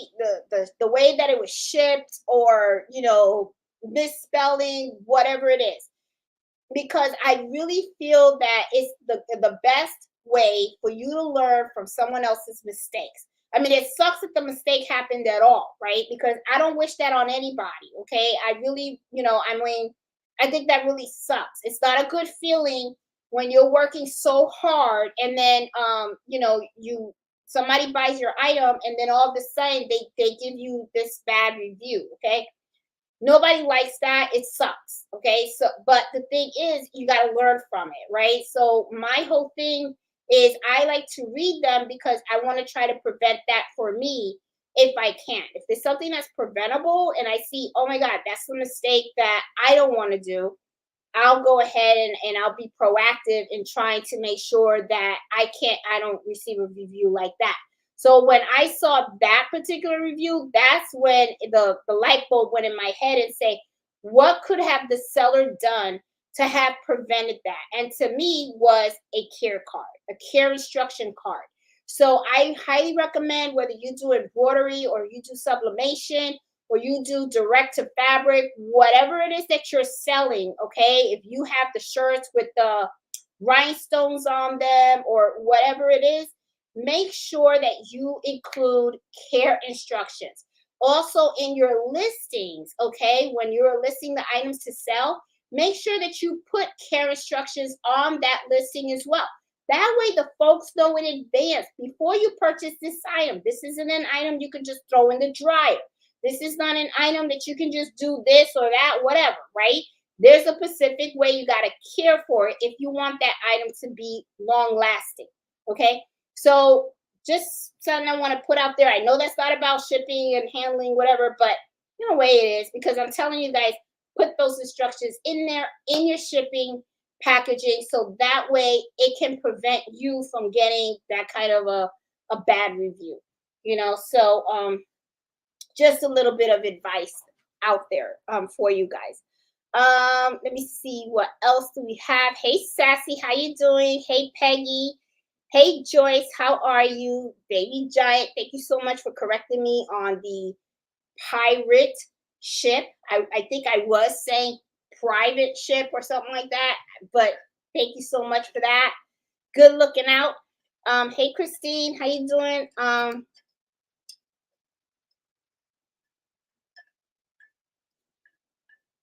Yep, Christine agrees too. Yes, I mean, reviews are very, very important. I'm telling you, and it's a scary thing. Okay, it is a scary thing. Okay, I mean, don't think that that you're the only one that's freaking out about the reviews. We all freak out because we all want to do well. We all want to be respected and do well in our business, right? I mean, the last thing you want is for somebody to say something bad, right?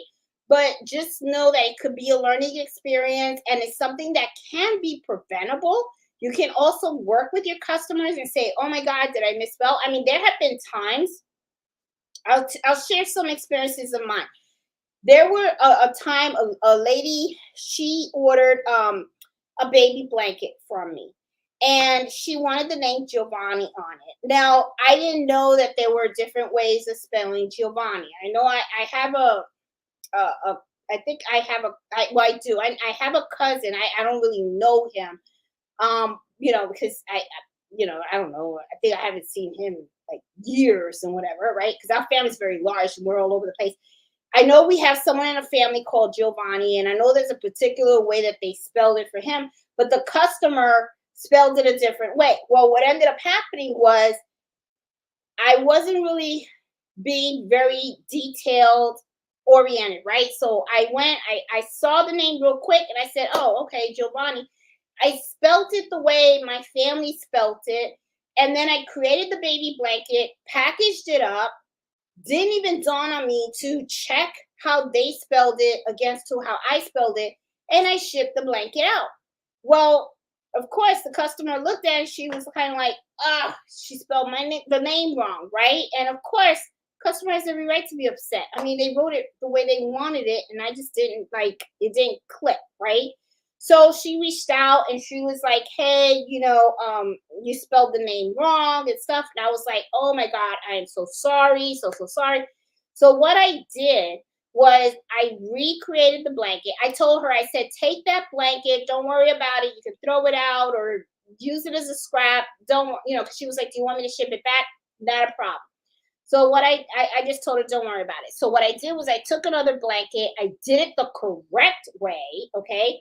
And then because I know it was such a huge inconvenience, I also had the matching pillow to those blankets. So what I did was I embroidered a matching pillow and then I sent her a set. But when I sent it to her, I repackaged everything. This time I sent it in a box, really nice and neat. I mean, before those blankets I usually ship in bags similar like this, but they're just a little bit bigger. But this time what I did was I sent it in a box because I really wanted to send it really, really nice. And I actually wrote a handwritten note to her apologizing for my error and, explain to her, we do have someone in the family and they spelled it a different way and I just wasn't careful enough. And and I told her, please enjoy your free matching pillowcase as as a sorry or whatever. And thank you so much for reaching out, letting me know of my mistake and supporting my small business. Well, I'll tell you what, she gave me a 5-star review. Okay, the reason why she gave me a 5-star review, and she wrote it that I made a mistake, but she was like she's good. She makes a mistake, she owns it, and she makes up for it, right? So don't, and that's another thing too. When people, if someone leaves you a review, right, and they leave you like a 3 or 2-star, whatever, right? Reach out to the customer and say, oh my God, I saw that you left a bad review. Is there something I can do? What went wrong, and see if you can make it right. And then ask them and say, hey, I know you left me a 2-star review. Would you mind leaving me a 4-star or something like that? Because I did try to go over and beyond to try to meet your needs or whatever, right? There's nothing wrong with that, right? But the thing is, it's a learning experience and it's something that's really, really important. Don't shy away from it. Don't be afraid of it because that's just going to make you better, okay? It's just going to make you better. And at the same time, what ends up happening is when it's an opportunity for you to actually show your customers that you really care about your business and you care about what you do. Okay. That person that I did the baby blanket for, she ended up ordering 2 more. Okay. For other gifts, with other names and stuff like that. Because, which to me is like, wow. So think about it. If I didn't make that mistake and I didn't reach out and I didn't go over and beyond correcting it, then I would have had a bad review and that would have been it, right?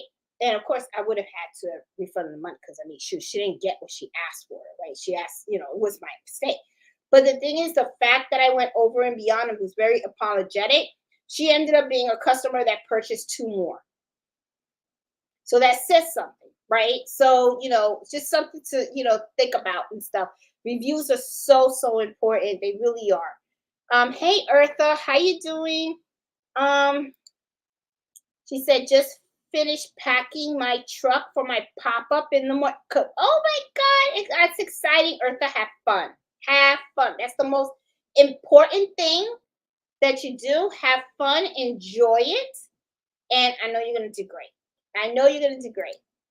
Have a good time doing it. You use that? Yes, I do. I use that for one baseball cap. And Marsha, the reason why I do that is because I don't want. See, what I do is I fold. See, this is the thing too that I do with my baseball hats. I always give them a free scrunchie because I like to sew scrunchies, okay? And the thing is, I like scrunchies. As you can see, I wear them a lot. But the thing is, sometimes I can go a little bit overboard and make a little bit too many of them. So whenever somebody buys a hat from me, I always like to throw a free scrunchie in there. So what I do is I fold the hat like this, and then I put it in the box. And as you can see, the bill, okay, and I guess you can see from here. See how the bill goes up to the line? So when I go ahead and I fold this, it's not squishing the hat.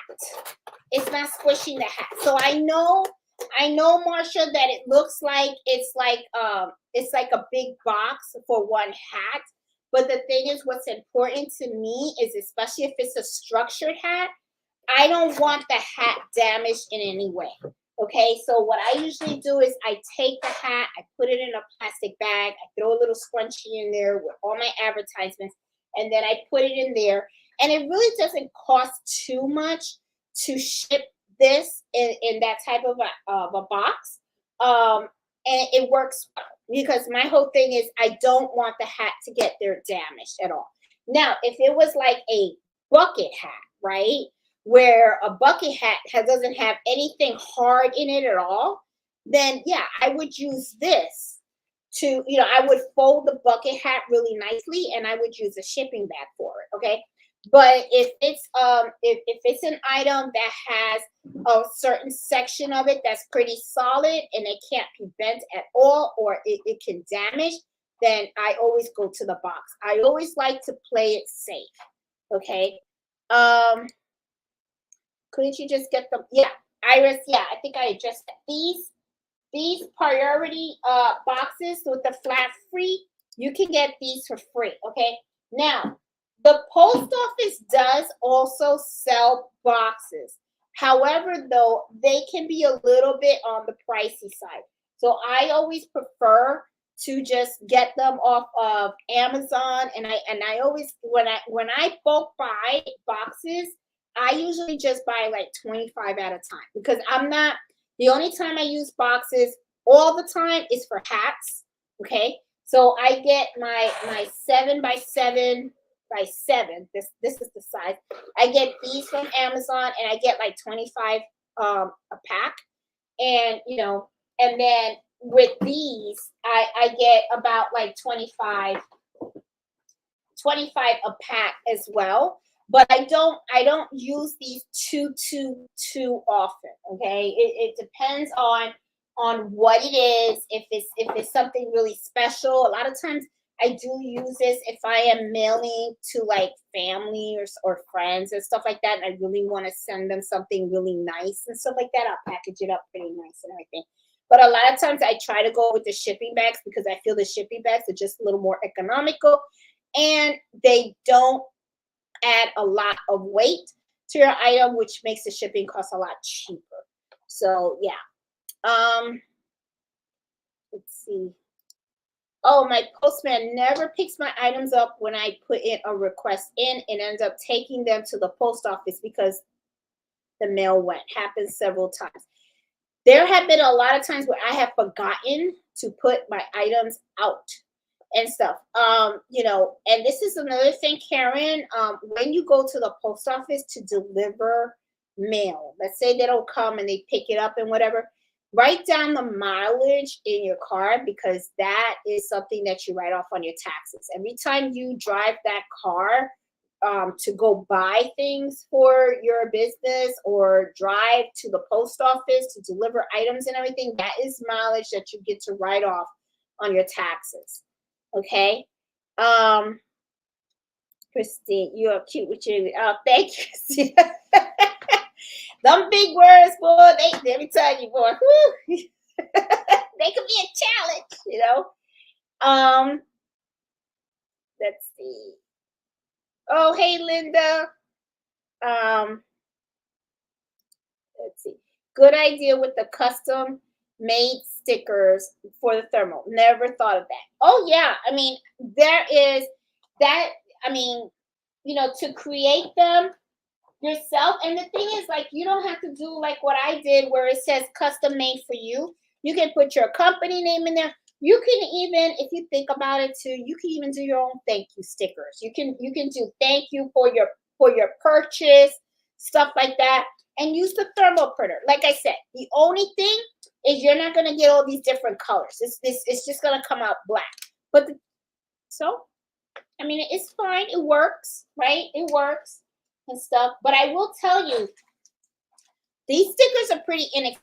expensive, you know, they're not very pricey. And I usually, what I do is I buy 1,000 stickers at a time, and it seems to work for me. And I've gotten so many stickers that I don't think I'm going to be buying stickers to, like, maybe by the end of next year. That's what I'm thinking. I don't know, we'll see. And so, hey Allison, how you doing? I have a harder time making the sticker. I have to do it. I don't like making the stickers at all. How much did a thermal printer cost? Well, the one that I got, Marshall, for the thermal, the one that I have is the one that has the wire that hooks up from the printer to your computer, right? That was about $179. Okay. Now they do have a wireless version, but that's like over 200. It's like, I think it's like $260. It's like an extra $100 for the wireless. Now, if I had to do it all over again, if I was buying a brand new one today, I would do the wireless, because that way, if you are using like a laptop or a desktop or whatever, all you have to do is just connect to the wireless, and then you can print it from any other device, right? Like I have my MacBook and then I have my iMac. Now, my thermal printer is only hooked up to my iMac. Because it's only hooked up to my iMac, I can only print out the shipping label using my iMac. If I want to use the MacBook, I would have to take out the wire and then hook it up to my MacBook, and it's just a pain. So, but if I had to do it all over again, that's why I say when this one dies, and I don't know if it's gonna die, because I've had it now for, I think, like 4 years, and it works great. It really does. Haven't had any issues with it at all. So I think it's gonna be around for a very, very long time. So so I may never have the opportunity to buy a wireless one. But if I had to do it all over again, I would get the wireless one. So that way, if I'm printing, if I'm using my MacBook or I'm using whatever machine, I can just go and add it and then just print it from there. But right now I'm limited to using one machine to print out my thing. So yeah, the one that I use the Rolo. So mine cost about, I think it was like $175 or $169, something like that. I do have the link in the video description though. Let's see. $199. That's how much it is. Yeah. Hey Carol, how are you? Yeah, I do have all the links, all the stuff that I mentioned and stuff. I put all the links to it in the video description of this video. So that way you guys, if anything that you saw in there, all you gotta do is click on it and it'll show. A lot of it, I bought all of it really from Amazon. So it works. HP printer, instant ink. There are several levels. That's very easable. You never buy ink. It's included in the program and they mail it to you. Oh, okay. I never heard. Well, I don't use that. I have, Christina, I have an inkjet printer, but the thing is the inkjet printer has ink, right? So before I had bought my thermal printer, I was using that. And I will tell you, I was buying replacement ink all the time. So it was costly. And then think about the paper. And then not only that, think about this. I was printing it on paper copier, right? Oh, I thought I broke a nail. I was printing it on my paper copier. And then, so I was using my paper copier, then I was using my inkjet printer. So I was using the ink from that. Then what I would do is I had to cut out the label, and then I would use tape. Okay, I had to use packaging tape to tape the shipping label to the package. So yeah, so it was more work and it cost me more in the long run, because I had to buy ink and then I had to buy tape and I had to get scissors, which I had plenty of scissors, but I had to take the time to cut out the label and then put it on the package and then tape it. When you buy a thermal printer and you get the thermal labels, okay, it prints right on the label, okay, because this is exactly what the post office uses. And then all you do is peel it off and stick it on the item, and you're good to go. So to me, it's worth every penny. It saves a lot of time. It's much easier to do. I just love it. So yeah. So to me, the thermal printer is the way to go. First class, and yep, includes insurance. Yep, I always like to, yes, priority shipping does include insurance as well. Yes.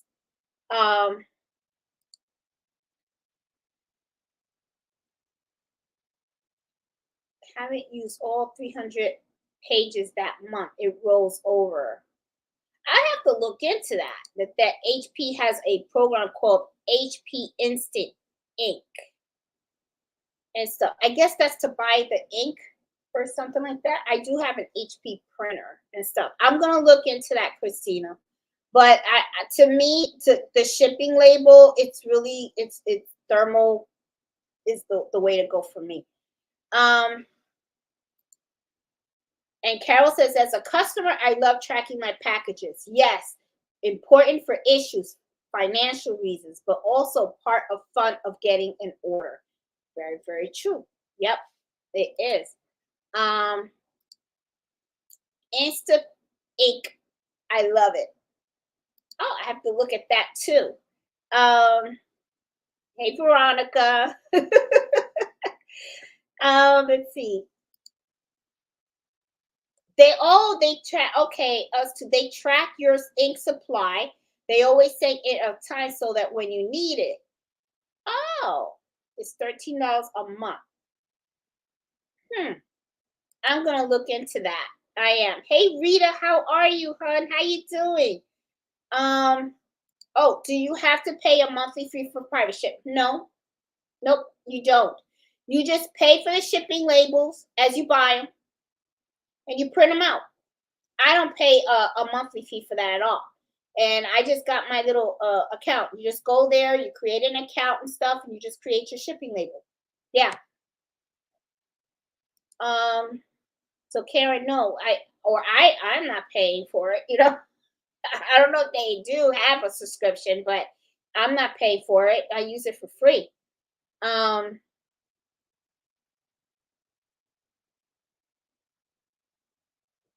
Oh, you guys talking about HP. I gotta check that out. I gotta check out that HP stuff because I'm always running out of ink, and then I always have to go and buy and stuff. Now I want to see what that's all about. Now you guys got me curious now. Ain't that right, Mello? We need to check out that HP. Mello wants to say hi, guys. We're gonna check out HP. Yes, we are, because we're running out of ink all the time. Yes, Mello. Look at that tail. Look at that tail. Oh my goodness, Swag. You a happy dog? Yes, you are. Okay, let's see. Hey Jane, how are you? Oh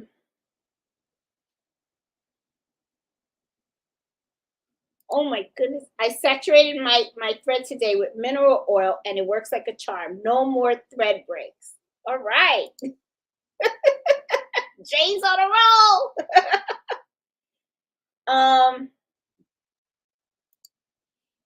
Yes, Etsy fees are tax deductible. This is a business expense. Yes, all fees, transaction fees, and all that kind of stuff and everything. That's all part of an expense. Yes, Carol, it is. Someone else likes the pirate ships. Yep, Jane loves it too. Yes, guys, please, if you like the video, please give me the thumbs up. Hope you guys enjoyed the information. Oh, I got another sale. Okay. Looks like it's gonna be a long night. Hey, Lady Green, how you doing? Oh, she's Jeanette. I do a lot of memory bills. Okay, you know what I would do for that, Kim? The memory bill bears. I was going to say memory bills. Jeez. The bears. Okay. Because memory bears are so like, where are you going, Mello? Because of it's delicate, right? I lost my dad last year, right? So I still have his shirts. And one of the things that I want to do is I want to create memory pillows with his shirts. And I haven't had the chance to do it yet because every time I put it on the cutting table and I'm about to cut it, it gets a little emotional. So I'm not ready for that yet. But because of that, Kim, just knowing that, my personal experience, when you're doing memory bears, that to me is like, that's a very, very special bear. Okay. That is a bear of someone that, of a loved one. So, what I personally would do for that is I would package it up in the plastic, okay, a plastic like this. The way I could envision that though is I would package it up. I would probably put like a bow on the top, like have the bear and then the bow. And also I would put that definitely in a box. I would not put that in a shipping bag like this at all. Because I would not want anything at all to ever happen to that bear. That bear is special. I mean, it is a memory of someone. And to me, it's like that has to be respected. So I would, what are you doing? What are you doing? No, let that go. You see how, stop it. Okay, sorry about that, guys. See, you got busted. Okay, so anyway, because that is like so special, Kim, that's how I would ship it. I would make sure, and I would even probably put tissue paper around it too to really protect it because it's just something that's very it's a sensitive thing, right? For a lot of things. I think he's up to something and stuff. What are you doing, Mello? I think he sees something in there. You can see that tail. So that's what I would do. I would definitely package that in a box and I would try to make it as pretty as possible. Because it's gonna be very emotional when they open stop. When they open the what do you see? Hold on. I'm sorry guys. I think he sees something there. What do you see? What? Oh, your bone. Oh, here you go. All right. Okay. Oh God, I'm old. Okay, sorry guys. Um, his bone was back there and he couldn't reach it. And as you can see now, he has it in his mouth. All right. Okay. Have fun chewing it. All right. So sorry about that.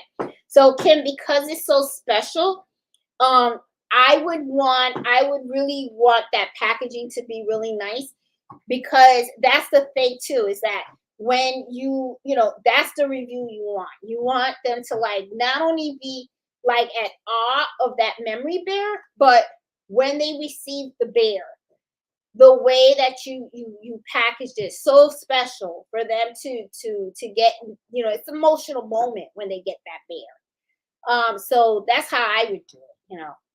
Just a thought. The clear brands with brand are good.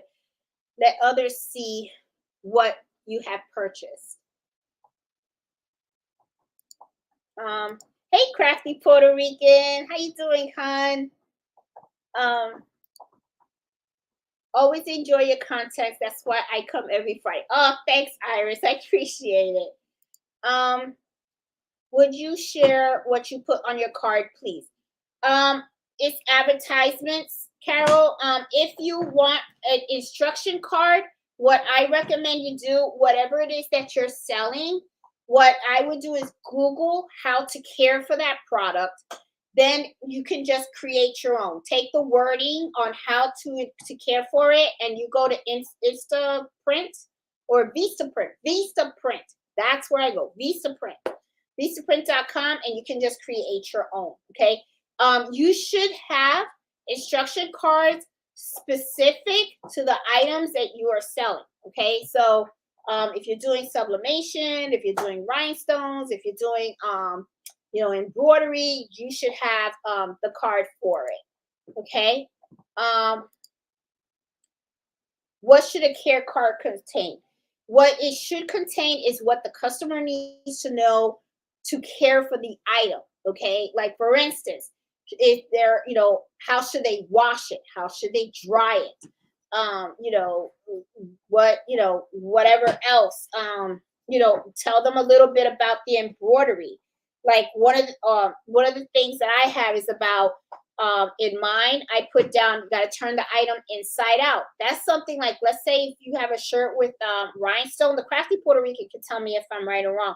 But I believe that if I get a shirt, because I know she gave me a shirt for my birthday with rhinestones on it, and when I wash it, what I usually do after I wear it and I need to wash it, I turn it inside out. And then what I do is I put it in the washing machine, but I don't put it in like hot water or anything like that. And then I also just let that light dry. I put that in the dryer, but I put it in a gentle cycle and stuff like that. Also if the item should not be washed with any other items, okay, you need to make sure that you specify that. Okay. Like with embroidery, you got to be very careful. If you don't turn something inside out in embroidery and you put it in the washing machine, and let's say you put it in the washing machine with a bra, okay? You know how, well, not all bras have the hooks, but the old fashioned bras, okay? Because I don't know what these young chicks are wearing now. But me, I'm from back in the day, okay? My bras have the hook in the back, okay? The last thing you want is to have an item that's embroidered in the washing machine with a bra that has a hook or any other type of button or something like that, where while during the cycle, while it's washing or drying or whatever, that hook snags on the stitches. Okay, that can ruin an embroidery item. Okay, so you want to make sure that you put something about that. Okay. Also the type of detergent that the person should use. Okay, if you don't think that item should be bleached or something like that, make sure you specify that also.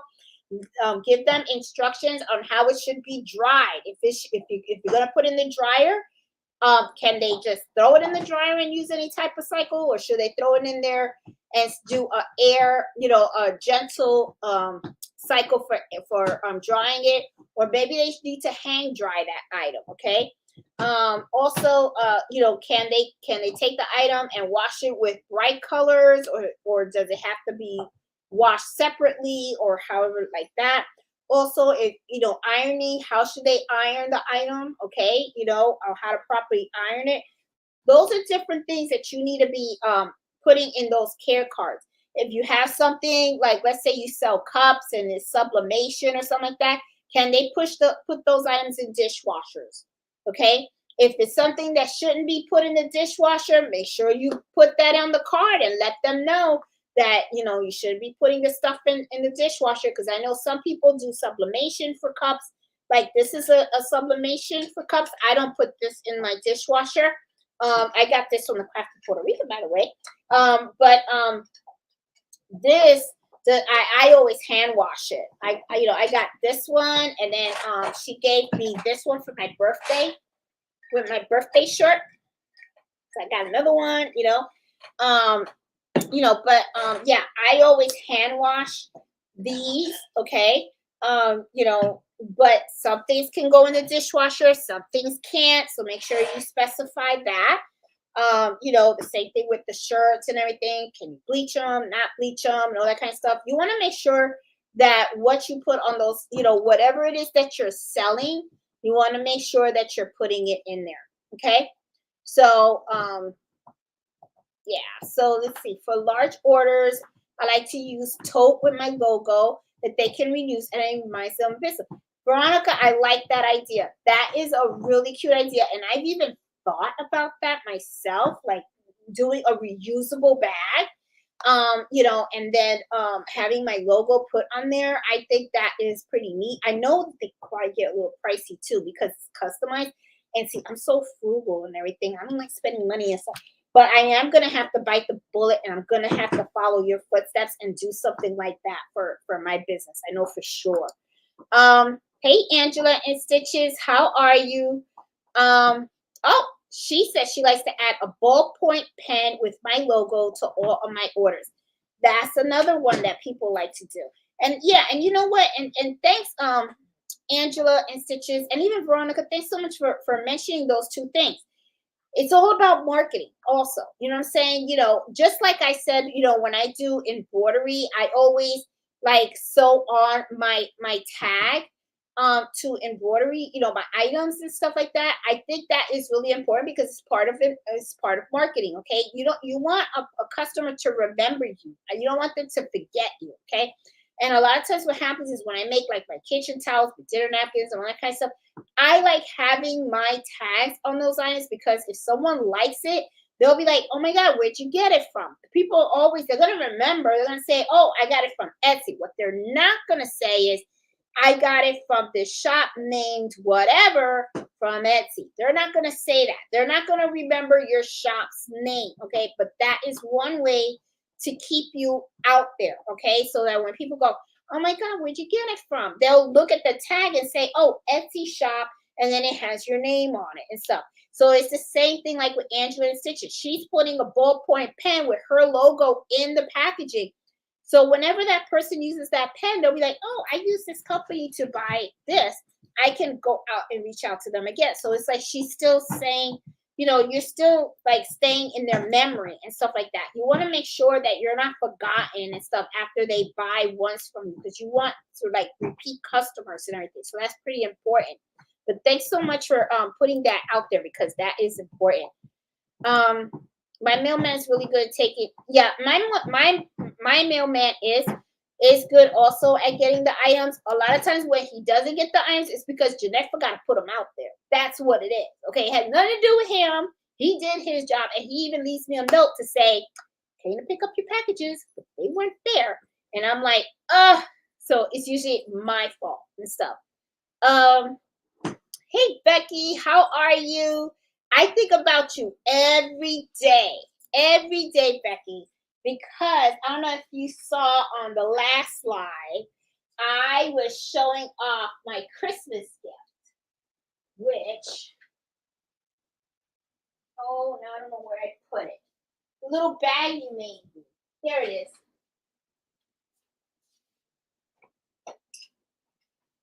I use this.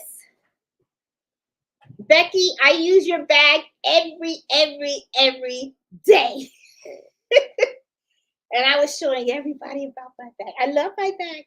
I get so many compliments on this bag, especially from folks that come to my shop and you know they're putting in order and stuff like that. And then I reach in here because I keep all my stuff in here and stuff, all my scissors, my little snips and all that kind of stuff and everything. And they're always like, oh, that's a cute bag. And I'm like, oh, it's a gift.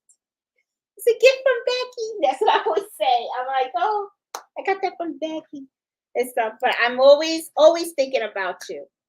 Are you affiliate? I'm seeing that you are. Yes, I am. I am an affiliate.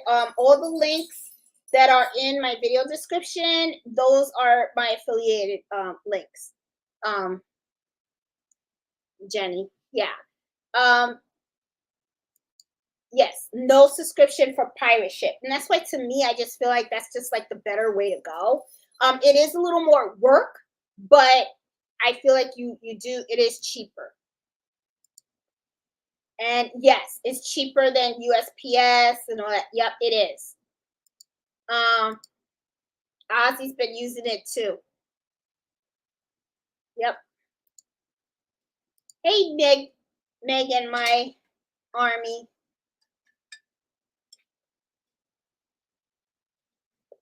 All right. Ooh, sorry. I have to check them out. Sorry, guys. Choked on my water.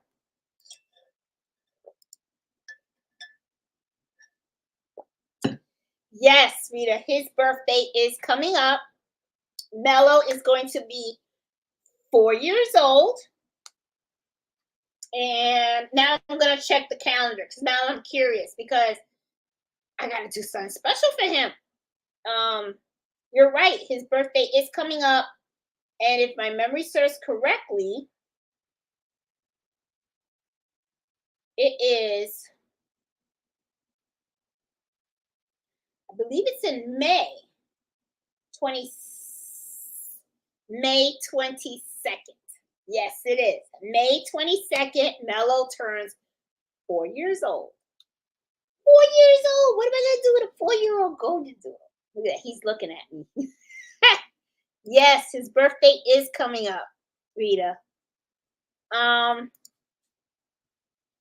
for over 10 years, even if I get a new printer, can you keep your plan?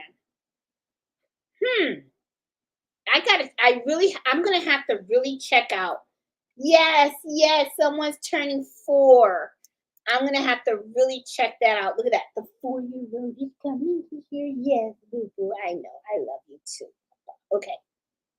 Um, let's see. Oh, here's another one. Okay, Angela and Stitches is saying that she's been using Shippo for shipping. I'm gonna have to check them out because I am always Angela. Let me write all this stuff down. Um, Shippo, and then you guys were talking about the HP something. Oh, where is it? Okay. I know you guys are talking about HP something for the ink. Some HP. You said it was $13 a month. Instant ink. Okay, I gotta check out both of these then because I mean I gotta get in the know and stuff. And Shippo, Android Stitches, thanks for letting me know about that because I do want to check that out. Veronica says she purchased a thermal printer through the Facebook. Mel- Mello's doing inventory. Oh my god. Oh, Veronica said Insta ink. I guess now they're coming up with all these different programs. It has paper and ink. I'm gonna check out these things then. Because you know what I've been doing, guys, is that when I run out of ink, I just go and I order on Amazon and stuff. And I got a feeling that it'd probably be cheaper if I look into these programs and stuff. Um, oh, Christina said I recently made a memory pillow and embroidered a special saying on it. It's very special to the loved ones. Yeah, and that's what I want to do. I have my mom gave me some shirts that belong to my dad, and I do want to use them, and I want to create memory shirts of him. And then on the collar, I want to embroider his name. And I want to make one for me, my sister, each of the grandkids. Um, you know, but it's hard because it's like every time I pull it out, I look at the shirt, I sniff it, I smell it, because some of it still has my dad's scent on it. So I smell it, and then when I lay it on the table and I take the scissor, I can't cut it because it just doesn't. I'm not ready for it. And I think what I'm gonna do is I'll probably take a old shirt from my husband's, and I'll use that and cut that because he's still here. So I guess they won't buy as much. Um, so to practice, because I think that's the thing. I'm afraid that if I cut my dad's shirt and I cut it wrong and I mess it up, I'm gonna feel terrible because that was his shirt. So yeah, I think what I'll do is I'm gonna ask Fred if he has some old shirts that are hanging around, and then what I'll do is I'll practice on some of his old shirts. He should have plenty because he's retiring real soon anyway. So he's not going to be dressing up to go to work anytime soon. So I could use his shirt to practice on. What do you think about that, Mello? Do it on Daddy's shirt and stuff. Yeah. But I think that's what I'm going to be doing. But I do want to do the memory pillows. The memory bears that Kim does, I would love to do that too, but to me, I think those are a little complicated. So I don't know if I'll be able to do it. Um, you can do impulse heat seal bags for the bears. Ah, okay. There you go, Kim. I don't know what those are though. I have to look that up though, because I never I'm wondering if those are the wrappings that you can like put the hair dryer on. I'm not sure. And Kim's like, great idea. Leave it there to preserve it. I do ship them in boxes. Oh, good. Yeah. Um, let's see. I do embroidery on the bears and billows also. Sometimes it's a person's signature. Oh, hey Becky. All those buttons. I love those buttons. I love everything that you did on that bag. I'll tell you, it's my favorite bag. It really is. Um, Let me see. Oh, I hate to receive a package with colorful, wrinkly paper strings. So messy. Yeah, and that's the other Denise. Thank you so much for putting this out here. Seriously, yeah, this is something that I want you guys to really look at Denise's statement because she's got a very good point here. There are a lot of times when people are packaging items to ship and they want it to look really nice, but you have to think about when the person receives it, are they going to think it's cute? A lot of times, sometimes they won't. I see you have a ball. So I agree with her. When you have like, um, what do they call it? Like peanuts, the it's like the white stuff. Stop, no. The white stuff like I think it's called peanuts or something like that. I'd rather use bubble wrap in those situations. And she's talking about the colorful crinkly paper strings. A lot of times, sometimes people do that for decorative, and then sometimes people do that so that the item doesn't shift around in the box and get damaged. I would prefer the bubble wrap, honestly. But sometimes, you think that you're presenting it in a nice way, but it can be an inconvenience for when the person receives the item. So be mindful of that too, okay?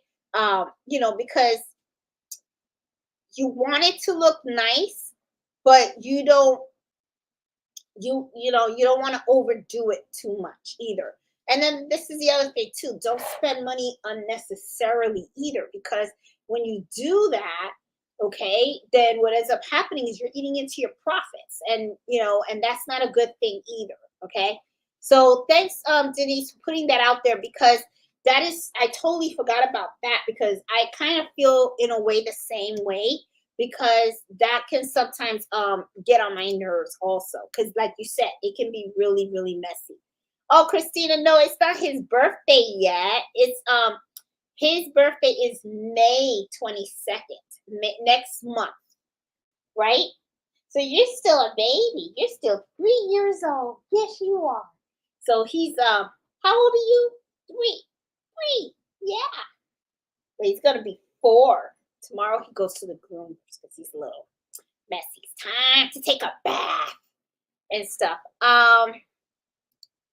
And then let's see, passed away 4 years ago, and hospice made out the hospice made out teddy bears from her favorite comforter. It was so special. I'm like you, I would have been able to cut her comforter. It's hard. It is hard. Jay, when you lose a loved one, I recently got my dad's car, and I drove it from Florida last time, when I had to miss the live because I was in Florida and I was still on the road. It was because I went to Florida because my mom gifted me his Volkswagen Passat. And I drove it from Florida to here. It's hard because when I was driving it, I kept thinking about him. And I was like, you know, it's just really hard. It just is. Especially when it's someone so close to you. It's the first time I lost a parent. As we still have our mom, and mom's doing really good. She did have heart surgery this week. She had to get a clip on the valve of her heart, and she's doing well. And she's recuperating and everything, and now she's telling me, oh, I can breathe so much better, which I could only imagine. I mean, she's going to talk more, but it's fine. We're all talkers, the family. So but it was a difficult time. And when we lost my dad, and it doesn't I feel like Jenny, I totally understand, because it's like, just like you would not have been able to cut her comforter, I to this day, I still can't cut his shirt. So I have all his shirts, and I have them hanging, and I'm not, I'm not gonna lie. I still, when I see them, I do touch them, and when I touch them, I always bring them to my nose to smell my dad. But yeah, but it sucks. It really sucks when you lose a loved one that's so super close to you. Yeah, I miss them a lot. I really truly do. Let's see. It's a machine that heats up when you place the bag, and it seals it. Oh, I gotta look into that. I gotta look into that. Oh, I still wear one of my husband's plaid shirts. Definitely cannot cut it. Yeah, it's something, it really is. God bless you and your mom. Oh, thank you, Christina. I'm glad she's doing better. Yeah, she is. She's doing better, boy. She's talking a mile a minute, boy. Let me tell you. She's like, woo, I can breathe, So like, oh, lucky us. We just joke with her and stuff. But she's gonna be fine and everything. I'm really glad that things are going to work out and stuff. I am hoping that I can get her back here pretty soon to visit me again. I would like to have her here.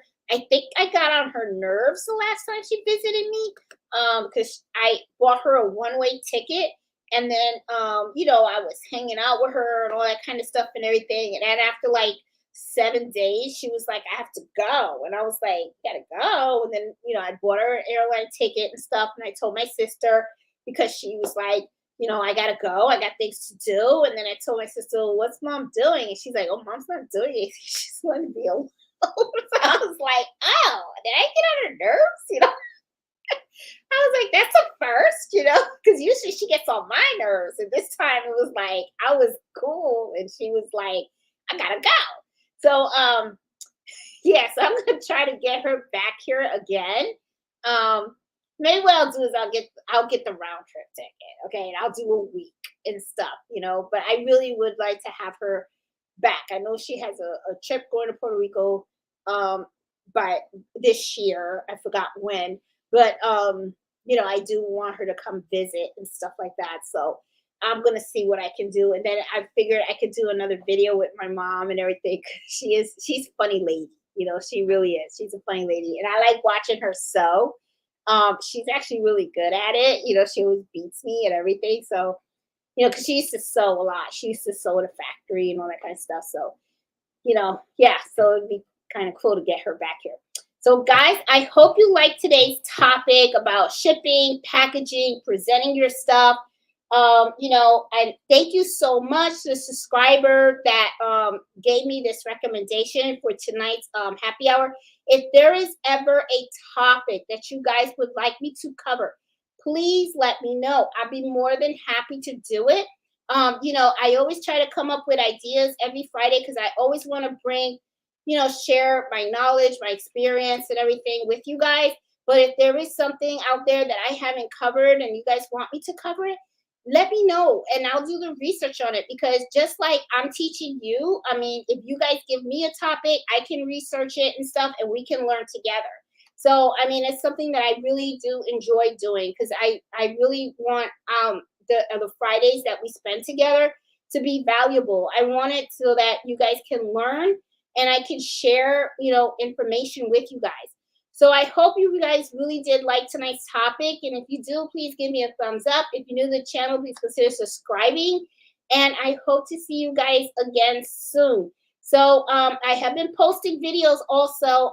The last video that I posted was on the how I did the mama sweatshirt with the sleeves and stuff. It was a pretty lengthy video because I was doing both portions. I wanted to show you guys how I did the how I embroidered this the neckline and also how I did the sleeves. So I wanted to share that with you guys.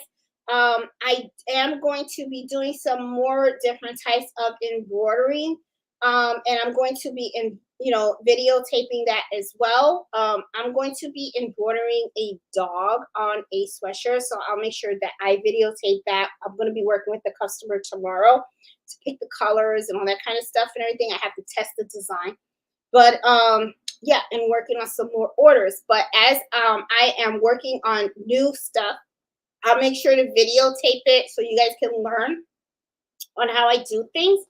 And I will make sure to keep being up with you guys every Friday at 8 o'clock and sharing more information. We are going to have a gift exchange Christmas in July.